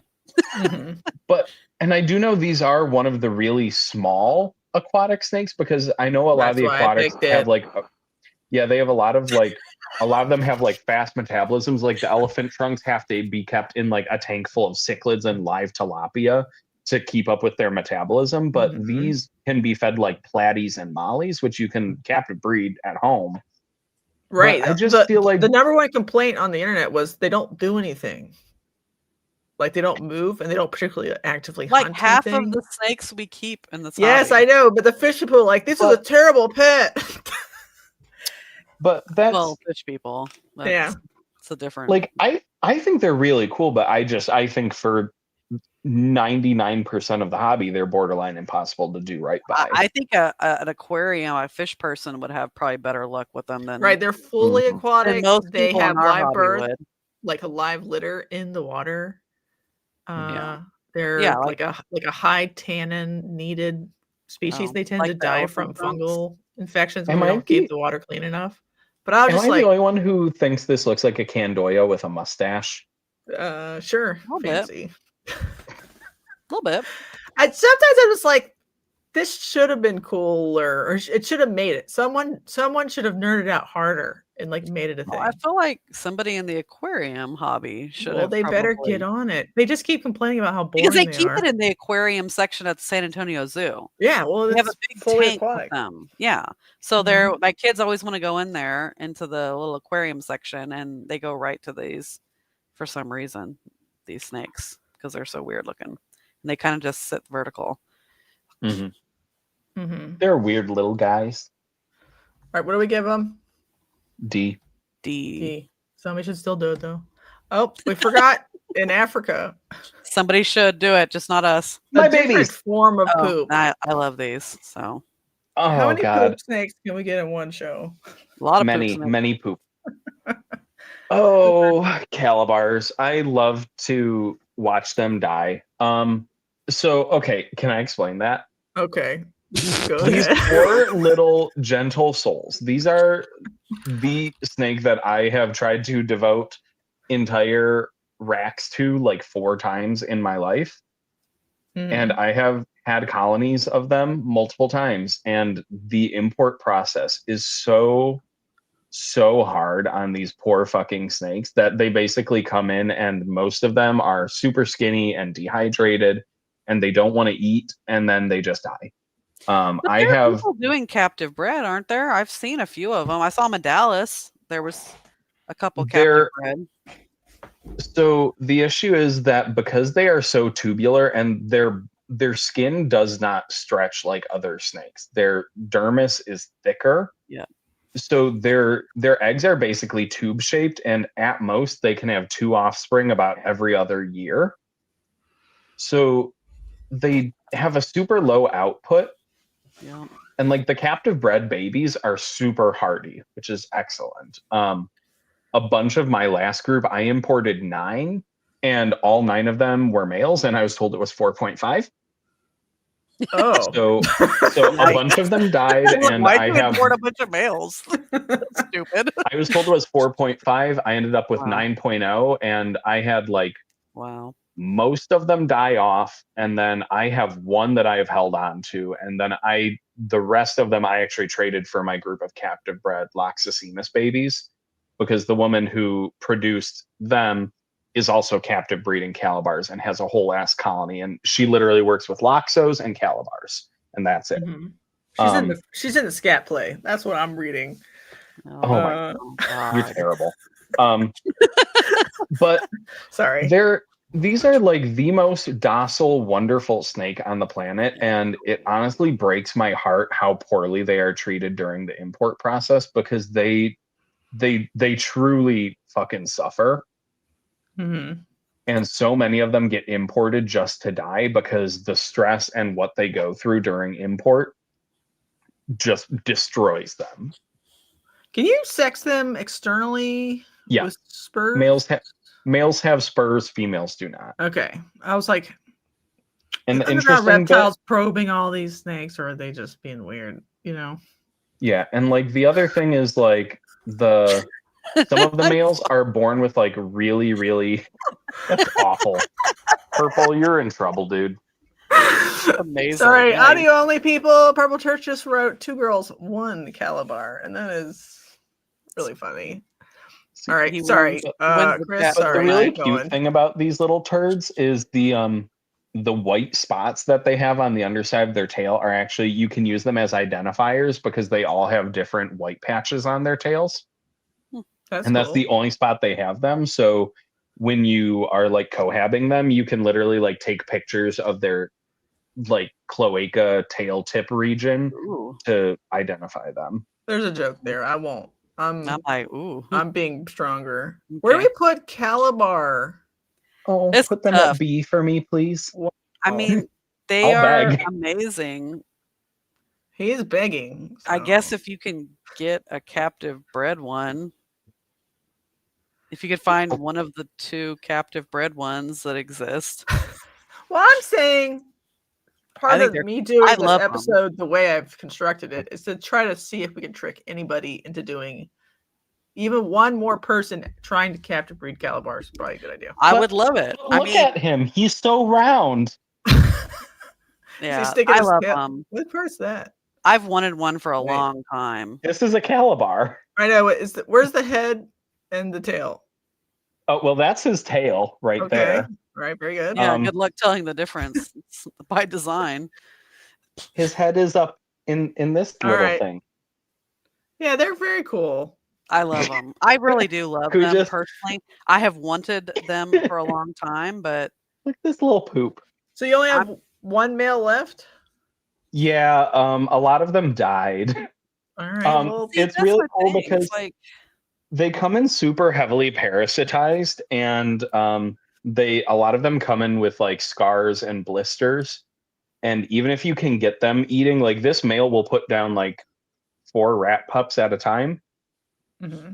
They have an oddly fast metabolism, but I got him established. Like he came in, he was one of the ones that ate after like 3 weeks after I got him, and has eaten like every 10 days since, and has done super well. I had a bunch of males that would eat like almost weekly, but could not put weight on.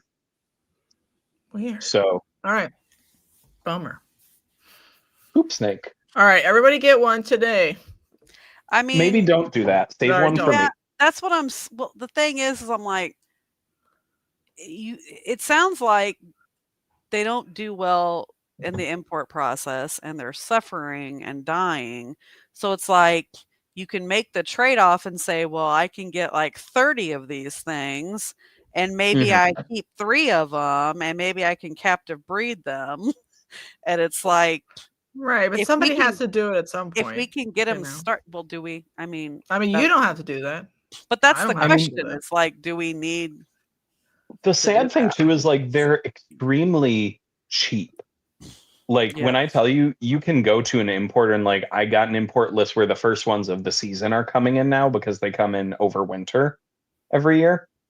They're like $50 a piece. And so like you can get a shitload of them. And generally the earlier on in the season you get them, the better off you are, because as they sit, they start to fail. Yeah. Bummer. So all right, everybody get on that right now. I'm okay with them at B. I think B is fine. Thank you. That made me happy. All right. This is one we've talked about before. This is the entire all bamboo rat snakes. I have feelings. Not my favorite. It's like an angry mandarin. Because I think mandarins are better. That's why. I mean, that's where I'm at. Smaller. I'm like, so if you were gonna tell somebody, so what? They like take up the this same is amount the of small space. but mighty episode. Yeah, but listen. So you could get a snake that probably takes maybe just a bigger enclosure, slightly, but handles the same, keeps the same, looks arguably cooler.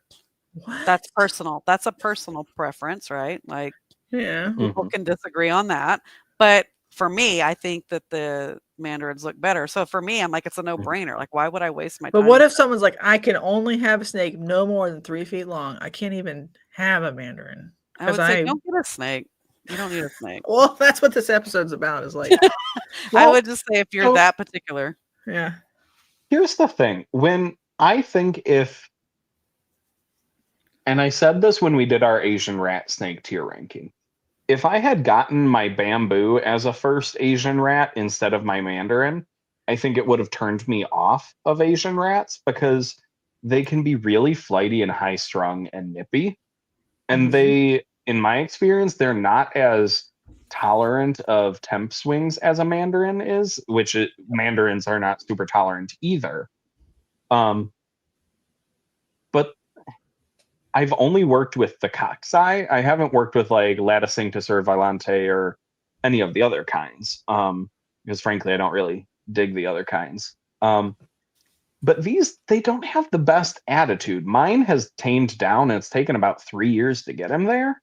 And he's decent, but every so often he tries to light you up still. And they're really high strung animals. Yeah, I don't.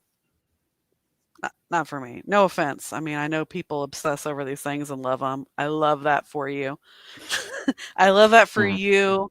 For me, it's a no. I think there are better little snakes. Better little snakes. Better and snakes. I think there's a better Asian rat snake that's terrestrial. I think because they're kind of popular, like common. They must be somebody fucking likes them.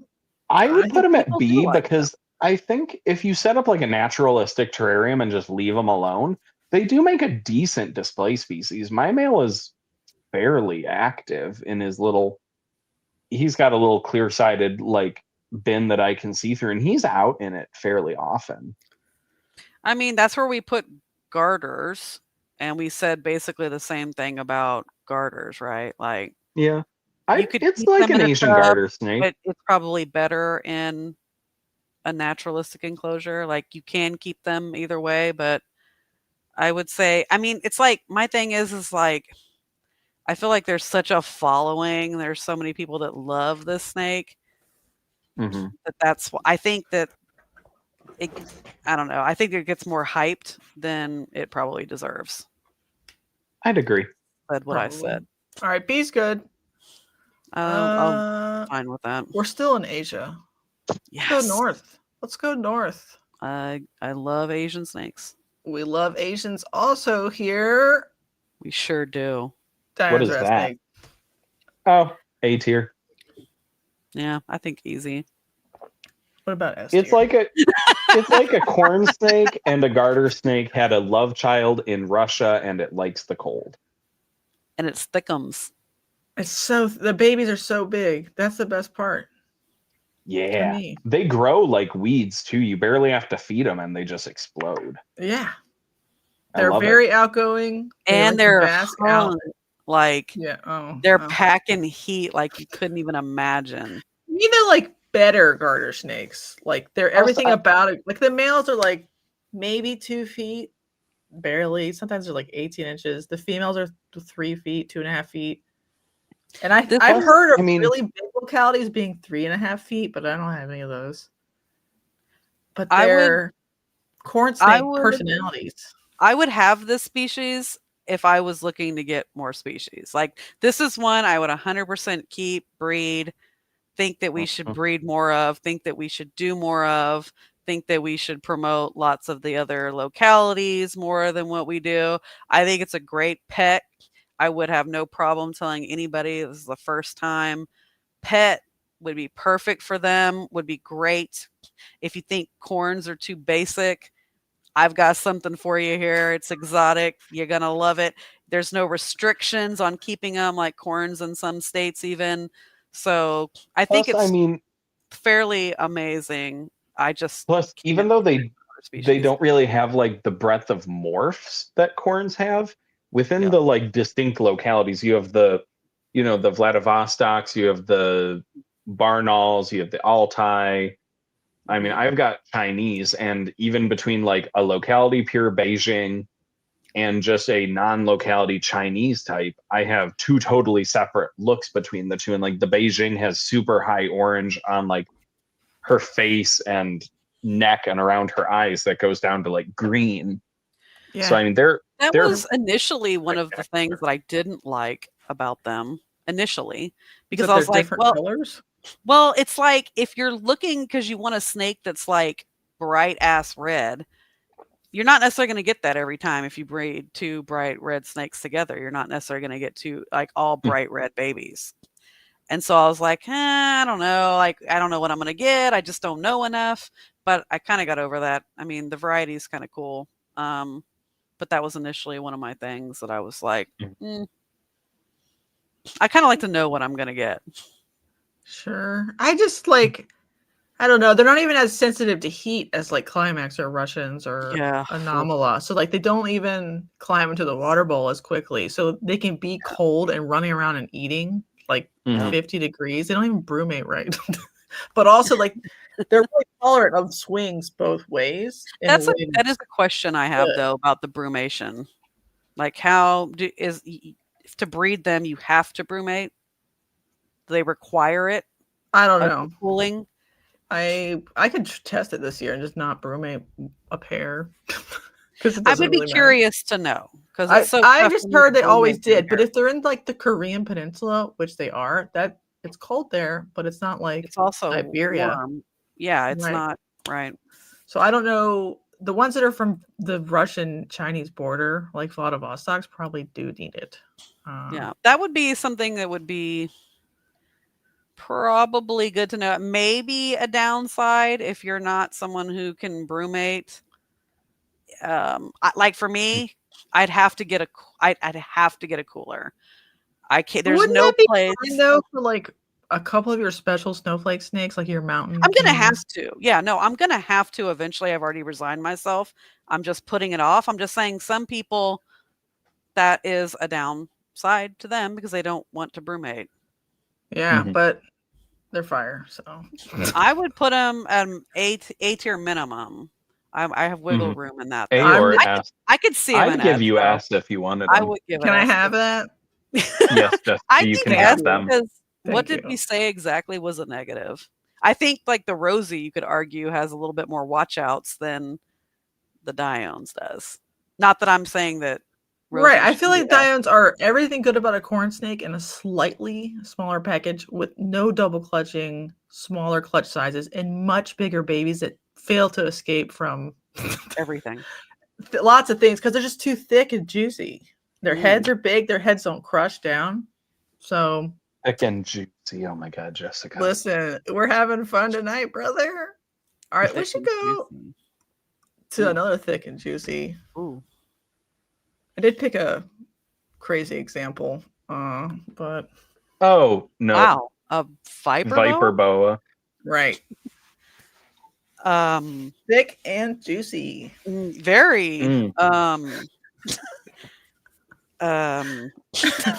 This is not the norm for what they look like. No, I was like going over the top. Because for the most part, you're getting a somewhat not brown super snake. Attractive snake, right? I know, but sometimes they're not brown. Sometimes they just come out of the wild and they're orange or red or yellow.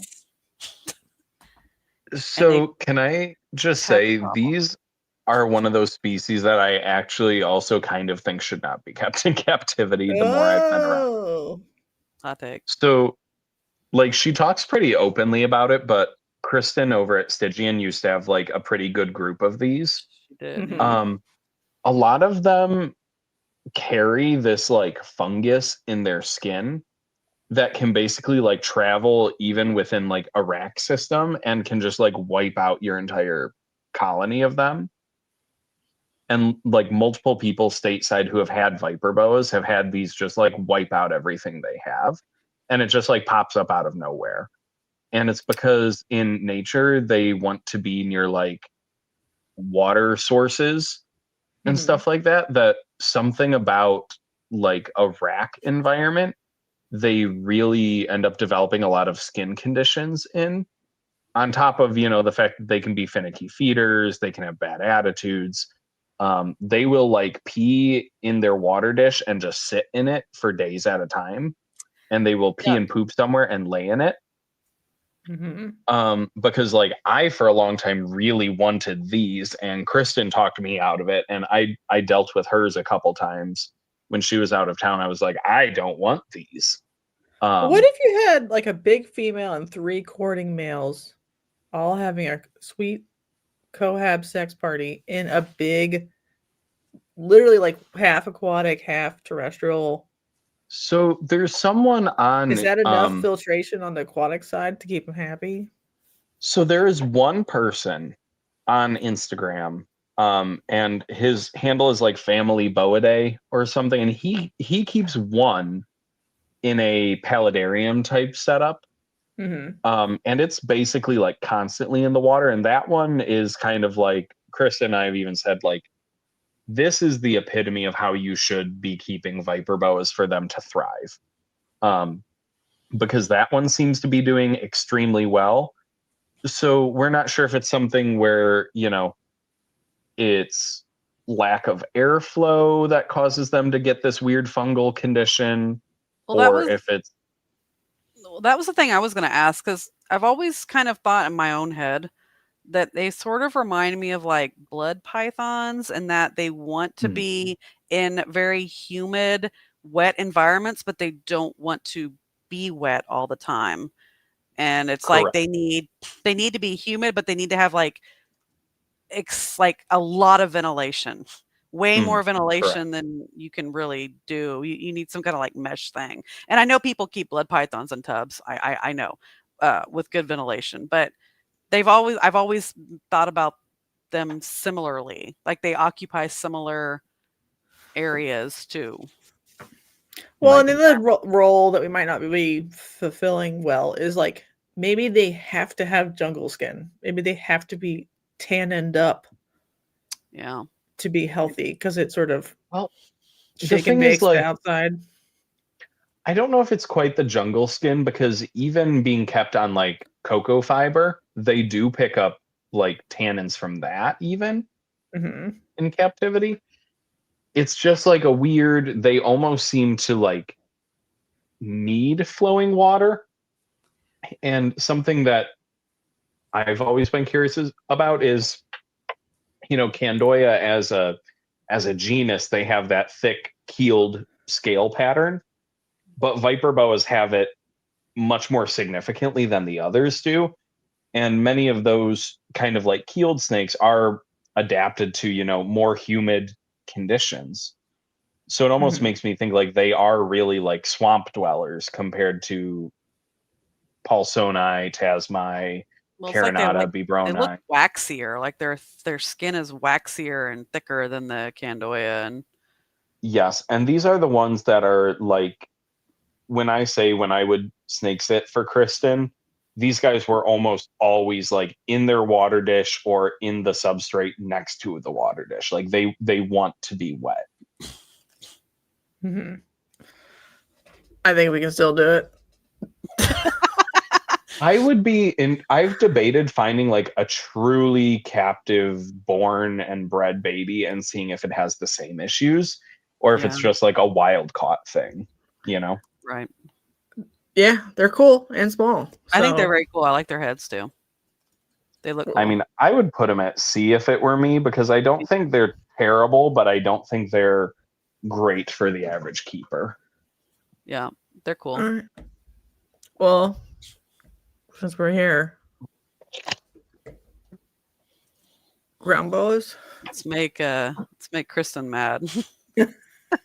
Ooh, no, I don't want to make her mad. These I- are the ones where I was I like, don't females are kind of big. Does this count? And then I got confused and I said, fuck it, I'm counting it. I think we can count it. Because I almost included Savus and almost included Angolans, but that's like, we're borderlining it. We're borderline. We can't be edging this much, okay? Ooh, Edge a little bit.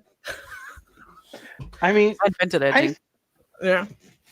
Jesus Christ. We're learning a lot about each other tonight, guys. Just kidding. So Just a joke. Solomon ground boas. I keep forgetting there's an audio portion. I don't know if we've Oh right. whoops, sorry. That's what we're talking about. Go ahead, Chris. Yeah, sorry. we haven't even named we didn't even name some of the species. Yeah, some of them I'm just like, look at this. we're like, oh, I love that. So, like, all right, here's the deal with the ground boas, right? I think they're really cool. The big detractor that they have is that the babies can be finicky. If we're just talking about like the two ground boas, like Pulsoni and then Pulsoni tasmai, so like the Halmahera ground boa. The tasmai, I have one tasmai and I have 3 Pulsoni. The tasmai will eat anything. They take rodents much more readily. The Pulsoni can be a little hit or miss with it. Mhm. And they grow super slow. They mature at between like 5 and 8 years old. Males stay pretty slender and like, 2.5 foot. Females can get 4.5 feet for like a really big one. Mhm. And chunky. Yeah. I Their just like the temperament- idea of like a pet keeper being like, I just want one male Mhm. for fun in my little Viv. And I it's have a male that's just a arguably- happy pet. Yeah. This is arguably like the most unique head shape probably in the hobby. And I they're mean, very Nothing else striking looks too. like that. Like especially if you get a high contrasted individual. Yeah. They're very thought about it. striking. Yeah, the And- high contrast one's good. I like the like bad ones. Oh no, it's gray and pink and like Of course you like salmon the gray one. colored. Like Mhm. that's the trashy kind. I'm like, shut the fuck up. Like that's also really good. Like, what are you talking about? You guys are high. Years ago, Kristen needed she had like 4 litters drop and she needed help and I was breeding rodents. So she gave me a bunch of babies to like start up and just like drop day old pinkies in them. She was like, if you like one, keep it. And it was like brown and Mhm. she turned like fire engine red as she aged. Yeah. I like the They're white, the super high cool. contrast white and whatever too. But like the other permutations are equally attractive in my opinion and also very cool. So Mhm. and they change Absolutely. colors like boas do, where they like fire up and They down. fire up, yeah. That's what I was gonna say. I think they're pretty cute. Let's see I think what they're score you guys give them. I'd put them B. I was gonna say B. I wanted to see what you were gonna say first, but I was also B. You don't think they're better Like- than a rough scale? No. I have had less trouble with my rough scale than I have with the Okay. Candoya. Yeah. No. All right. We're going down to Australia now. All right. Or well, and Spotted python? yeah, we're doing Children's spotted python? and Yay. pygmies. And I realize there's more, but like we're gonna do the bigger one and then the smaller one. Is that a spotted or a Stimson? I thought it was a stem. Or is that like a first Cape saw York it. I spotted? think it's a It's- Cape York. Okay. Okay, Yeah, because there when you you go. brought it up, I thought it would look like a Stimson's, but It doesn't No, matter. I think really. that's a spot Cape York, yeah. Have you ever kept these, Jen? I've thought about it seriously. I know I've said that about a bunch of them, but I've like So- I can consider a lot of things, but I'm not a hot Python take. person.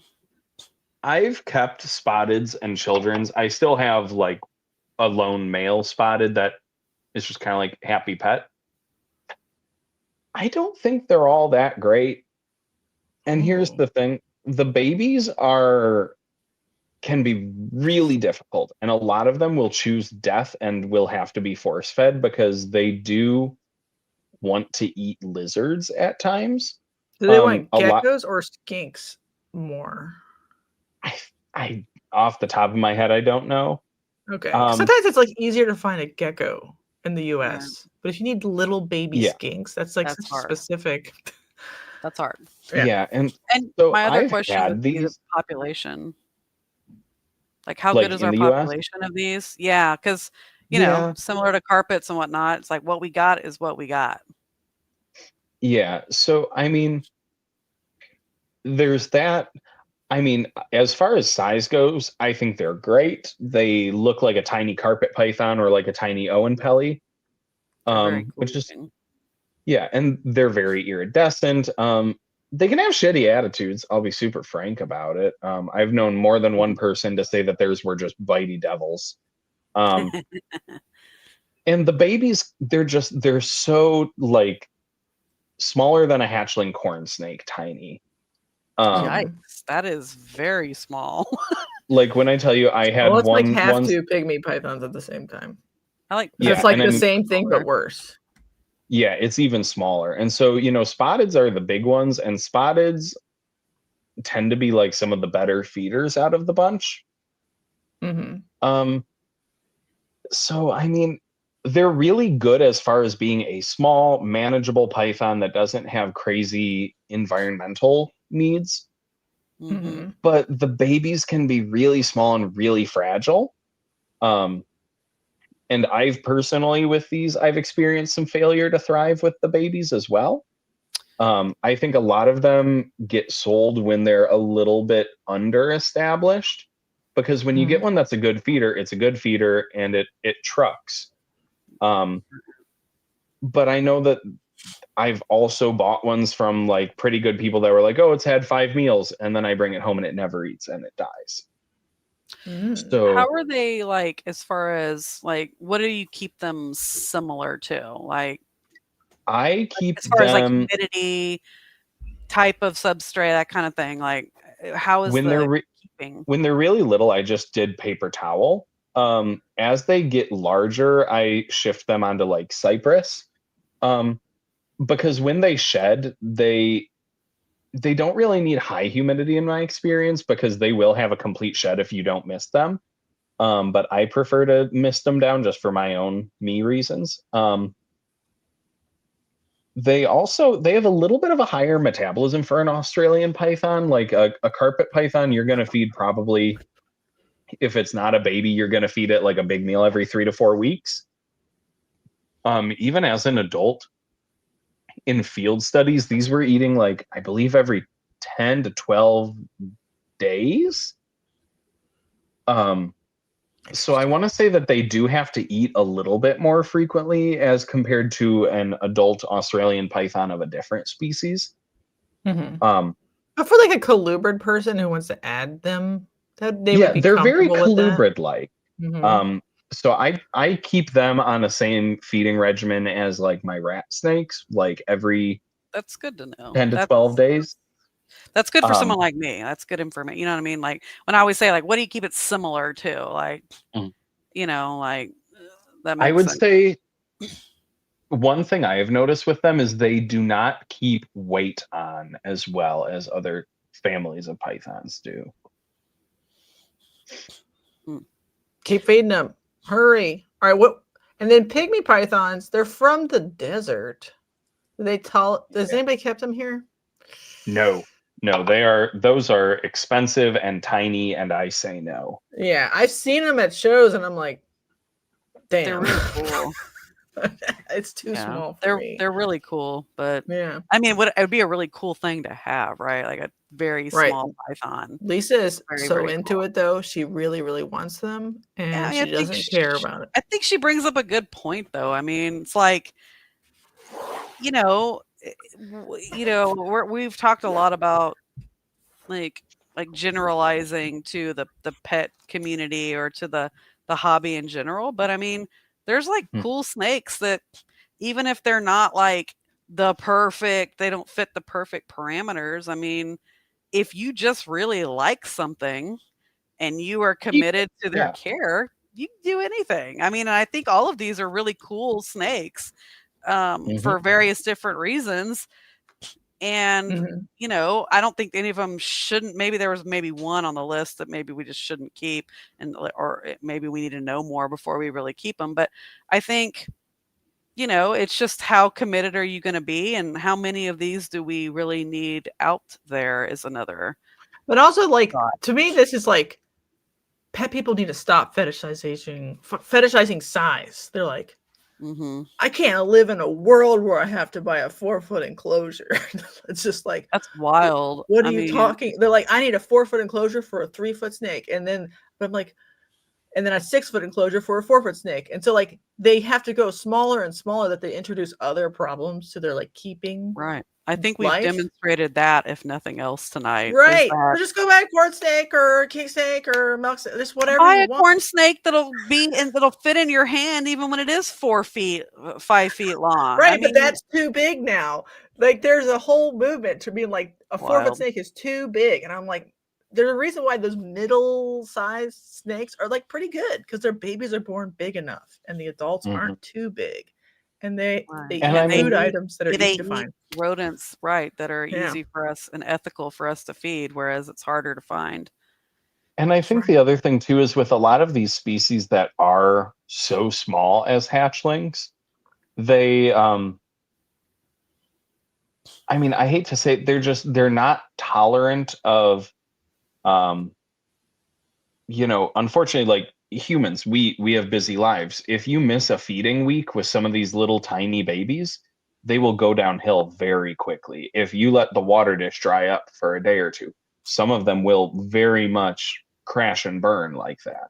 Mhm. And especially for a newer keeper or someone who isn't as experienced or, you know, doesn't know what to look for, if you have an issue with a really tiny baby snake, you have like days to fix it. You don't have a week or two to make it better, you know? Right. They dry. There's something about the surface area problem. Like, Yes. they dry out quick. I've seen it happen even with corn snakes. Yeah. A corn Yeah. snake. It tips its water. You don't realize it tipped it. It's such a small amount of water. It dries up, and you go in there, and it looks like it's sucked in. I'm like, my God. Like, Right. there's But a yeah, bigger, fatter snake, like a roughy or something, would tolerate that, absorb obviously. that, All right. Spotted, where we put them? See. I'd put them at B. All right. I would put the pygmies at C though. I was Okay. thinking a CD situation, but a BC situation is fine too. Yeah, the D rank Very right now good. is basically stuff that's almost unkeepable in the hobby. Right. And these aren't. So, right. Yeah. I think we did dig it. I think we did good. Oh my gosh. I think it's a pretty good. Who's gonna kill us in our sleep tonight? The garter snake people? Luckily, Chris took most of the heat for the garter snake thing. I just got to kind of Yeah, sit I'm back and let it surprised happen. you. I'm speaking from my personal experience keeping Right. 4 different subspecies. I didn't disagree with you in any way. I'm just saying you You didn't took ask my thoughts on Neurodia. I thought Oh. about getting those, and I checked all of the sizes of many of the common ones kept in the hobby, and the females are so firmly close to Beefy. 4 feet that I was like, Yeah. listen. Doesn't I need will it. have broadbands next Yeah, year. you can, I will but you have got to convince people that they should buy a snake that's 4 feet long. Like, it's so weird. Like, if you go so on Reddit, fucking it's dumb. It bad doesn't going on even, Reddit, like- by the way. I won't go on Reddit. But I if you think go like our snakes, they're like, what kind of pet should I get? They're like, too big. I'm like, Based on what credentials? Like, it's like 4 based feet on- long. The based adults are on 4 feet what long. expertise are I you mean- saying that from? I mean, it's not like you're like trying to tell someone to get a king rat and put it in a fort, but like, No, they'll like lecture them about like a corn snake or a Nelson's milk snake. They're like, Just Can't think buy my that. favorite Don't thing under- is always hearing the, you know, I'm gonna name drop it because I have feelings. Like Reptilia said, and I'm like, cool, one person said because she read some articles. That does not the world make, you know? right. It's just, I just feel like it's okay to want a very reasonable sized snake and think that that's okay for your lifestyle. Like, people are going so far the extreme. They're like, I just want to if this know what snake isn't 18 inches long, I don't want it. what is I'm their like- expertise though is what I want to know. I think people talk out of their ass, and I'm not, and of course I am speaking broadly because I don't know who these individuals are. But I just see a lot of stuff online where it's like, okay, cool, but based on what? Like, I keep lots of snakes successfully. They eat well, they thrive, they shed normally, they breed, they do all the things. They're active, they don't push, It's they're a it's an happy, ethics well-adjusted pissing animals. contest, unfortunately. And then people want to come around and say things like that. Based on what? Based on what? Where do you get this shit from? That they People need read field studies and like Reptifiles. She reads field studies and then says, "Oh, last year I said the minimum humane, ethical caging for a bearded dragon was 4x2x2. Now they're saying it's like 6x3x3. Is it?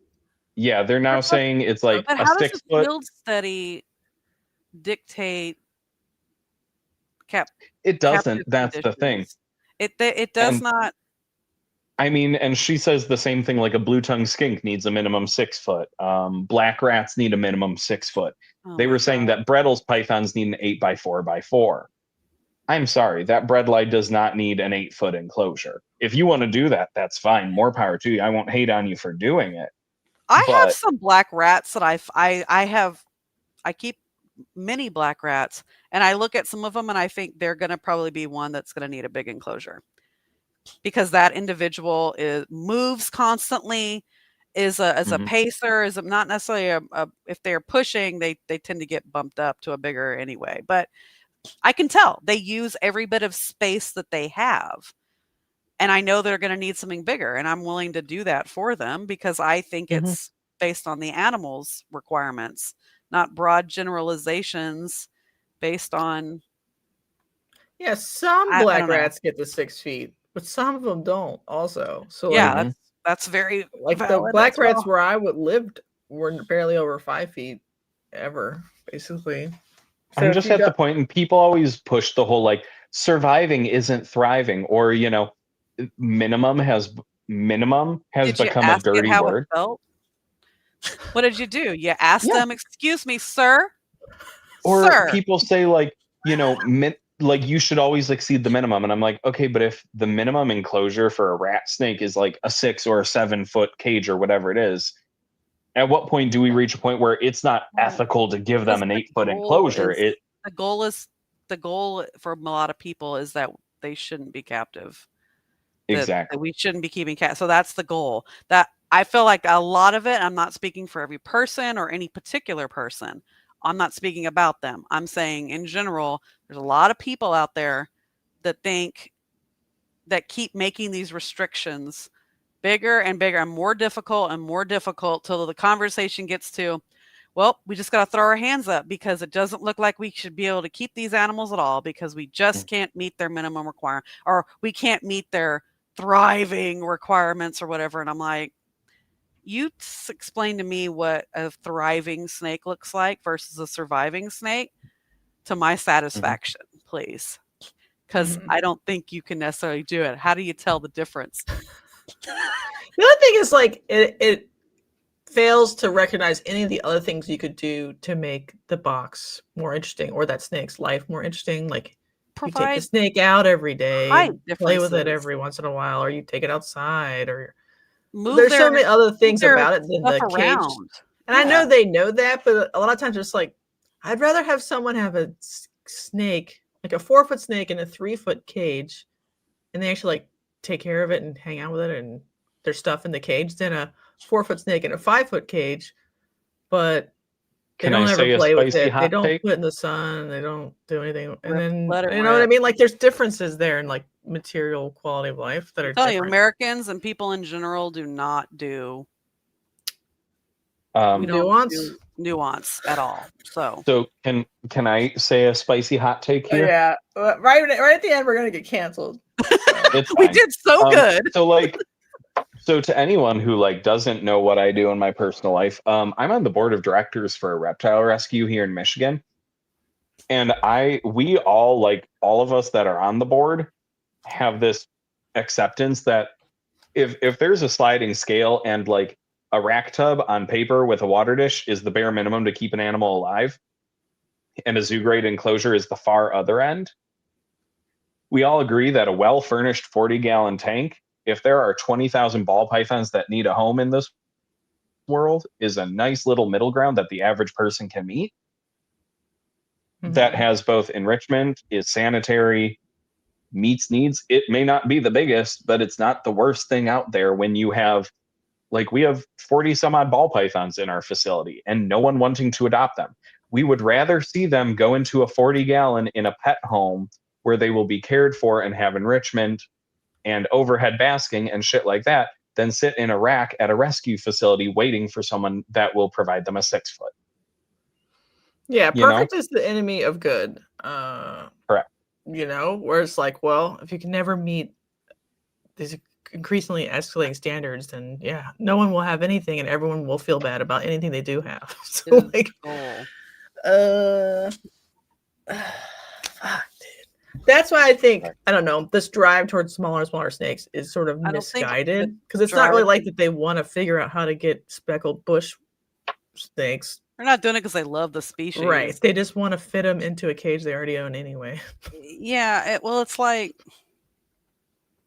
yeah, there's more things to consider. I mean, you can have a 6-foot snake that's a coach whip. You can have a 6-foot snake that's I don't know, what's something that's 6 feet and An lazy. Amazon tree burrow. There you go. but Thank you. Perfect example. That just That's it sits there, and for the most part, and it's like different requirements. I think we can easily say, right? Yeah, But it's that just, and Again, like it's nuance. and like I'm sorry, a 6-foot Taiwan beauty snake does not take up the same volume in a 6-foot cage as a 6-foot common boa does. And that's another huge thing for me. You know, how much volume of the tank does that animal have? How well are you putting that enclosure together versus just saying an arbitrary everything needs a minimum 4 foot now? You know, You can't paint in broad brush. They're different species. There's differences between individuals in a species. But again, I've said it a million times. Nuance is hard, apparently. So Jen's gonna start breeding tentacle snakes. Are we all excited? ooh, The hell I am. good call. I'm gonna start Like, breeding rough green snakes and I'm- ribbons.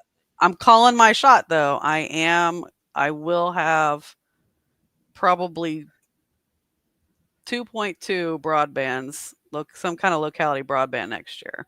All right, sure. Very good. Yeah. I think they're absolutely stunning. I love them. I think they're amazing. I think they have great Oh, personality. you're gonna breed mud snakes too? Excellent. Or rainbow snakes? No, I can't commit to that. But Come on, you don't have amphibians in your bucket? Nope. Oh, But damn. broadbands for sure, because water snakes are cool and they get a bad My rap. brain went to broadband and copperhead, and I was like, cool, join the venomous keeper club. Yeah, I always think broadbands look like copperheads a little bit. That's kind of the reason why I like them. I like that they're just like dramatically colored. A lot of Nerodia sort of like drab on drab. Right. No offense. Yeah, but it's true. But like some of the best broadbands have those really contrasty brown, black, white-ish borders around. Just fucking look badass. Mm-hmm. How fish-eyed are broadbands? Are they bad? I don't even know. I haven't seen like an adult female, which is like the most fish-eyed form. No, I don't think they look particularly dramatic. You ever seen like I saw a cat. Like when they're babies, it's like an ontogenetic thing. Like it's sort of like anacondas. Sort of the eyes rotate over. They go up, to the top of the head. But if the adults don't look too inbred, I'm in. Honestly, I just never seen an adult in person. Really? I know you've had one piss all over your table. I sure remember that. Piss all over your display. Well, like I live with northerns, so like that's what I'm used to. Yeah, no, those aren't the best. No, they're fine. Whatever. They're okay. They're I mean, we They could do exist, better. and We love could do that for better. them. I just Yeah. they're another one that like shits fish juice all over your cage. Also, I'm like, well, I'm good. Probably Shoots it. 36-inch clothes are good. Look, there's a kitty here. Let's just therapeutically watch someone pet a cat for 5 minutes. Listen, he's just a creature. Right, if you're gonna have a vertical tank, you have to have vertical features. Otherwise, what's the point of paying for all that? It's just unused space.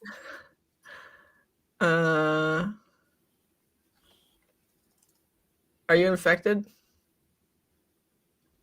Oh, definitely. I did not like cats, and I have 5 of them. So Yeah, you've been the spirochete, they have entered the brain and they're now controlling you. okay, but can I just say, I work in vet med, and people come in and I'm like, oh, I have a lot of cats, but the toxo took your brain 20 years ago. It's Like, the rotted peop- out, man. Oh God, It's we more have one bacteria than person who brain at comes this in. point. We have one person who comes in who has like 13 cats, and I'm like, That's a lot of cats. I had 4 and was happy with it. I only took that little 3. shit that was just in my lap because he got dumped on a coworker's property. I mean, Like, that's how and we get cats. cat That's how you dispersal acquire a system. cat. The rest were when I worked at an animal shelter and I fostered them as babies. But like, yeah, no, the toxo is probably in my head, but not as much as it could be. I like to think I'm Give relatively it some normal. time. Is there like time. a I've snake had a version cat of since I was, toxo like, that makes you 5. want to care for snakes? Because I have that. Yeah, yeah, Maybe. yeah. I have 3. I feel like that's a good number. There might And be something somewhere in the world that convinces like mice to be attracted to the smell of snakes. You would think that there would be a parasite loop somewhere, and probably already exists. It Honestly, probably does. yeah, hell yeah, let's get some of that. Snort it. Sorry. All right, I think we did it. Any final thoughts? I do think most of the species we mentioned are not that bad, and an experienced person probably should do more of them. Hmm. Especially Got rough. some on there that you don't need to be experienced either. We got our S tier and A tier. I think are some good options. Like Good options. good. And B tier's Good like pretty good too. Fuck it. Yeah. Yeah. But that's all. Yeah, I think we had a pretty solid list. I like what we did. I think we did good work. Did we No. learn anything? No. We learned that we all need to save the Calabar and get more Loxosemus. I think I we learned like that of we're the canceled. turd shaped ones, Loxosemus is my favorite. It's gray. I'm already in. And I like that it has like They're very silky smooth. like the counter shading like a shark or something. Jen, you're like, no. They always come in like covered in scars, and they look like they've seen some shit, because when they get bitten by shit in nature, their skin scars and turns white. So they're always like white speckled when you get the imports. Pretty And it's just gnarly. every single kinda speck is a metal. bite. In its own way. So I'm kind of into it. All right. Yeah. Let's say goodbye. Bye everybody. Bye everyone. Thanks for tuning in. Bye. Thanks.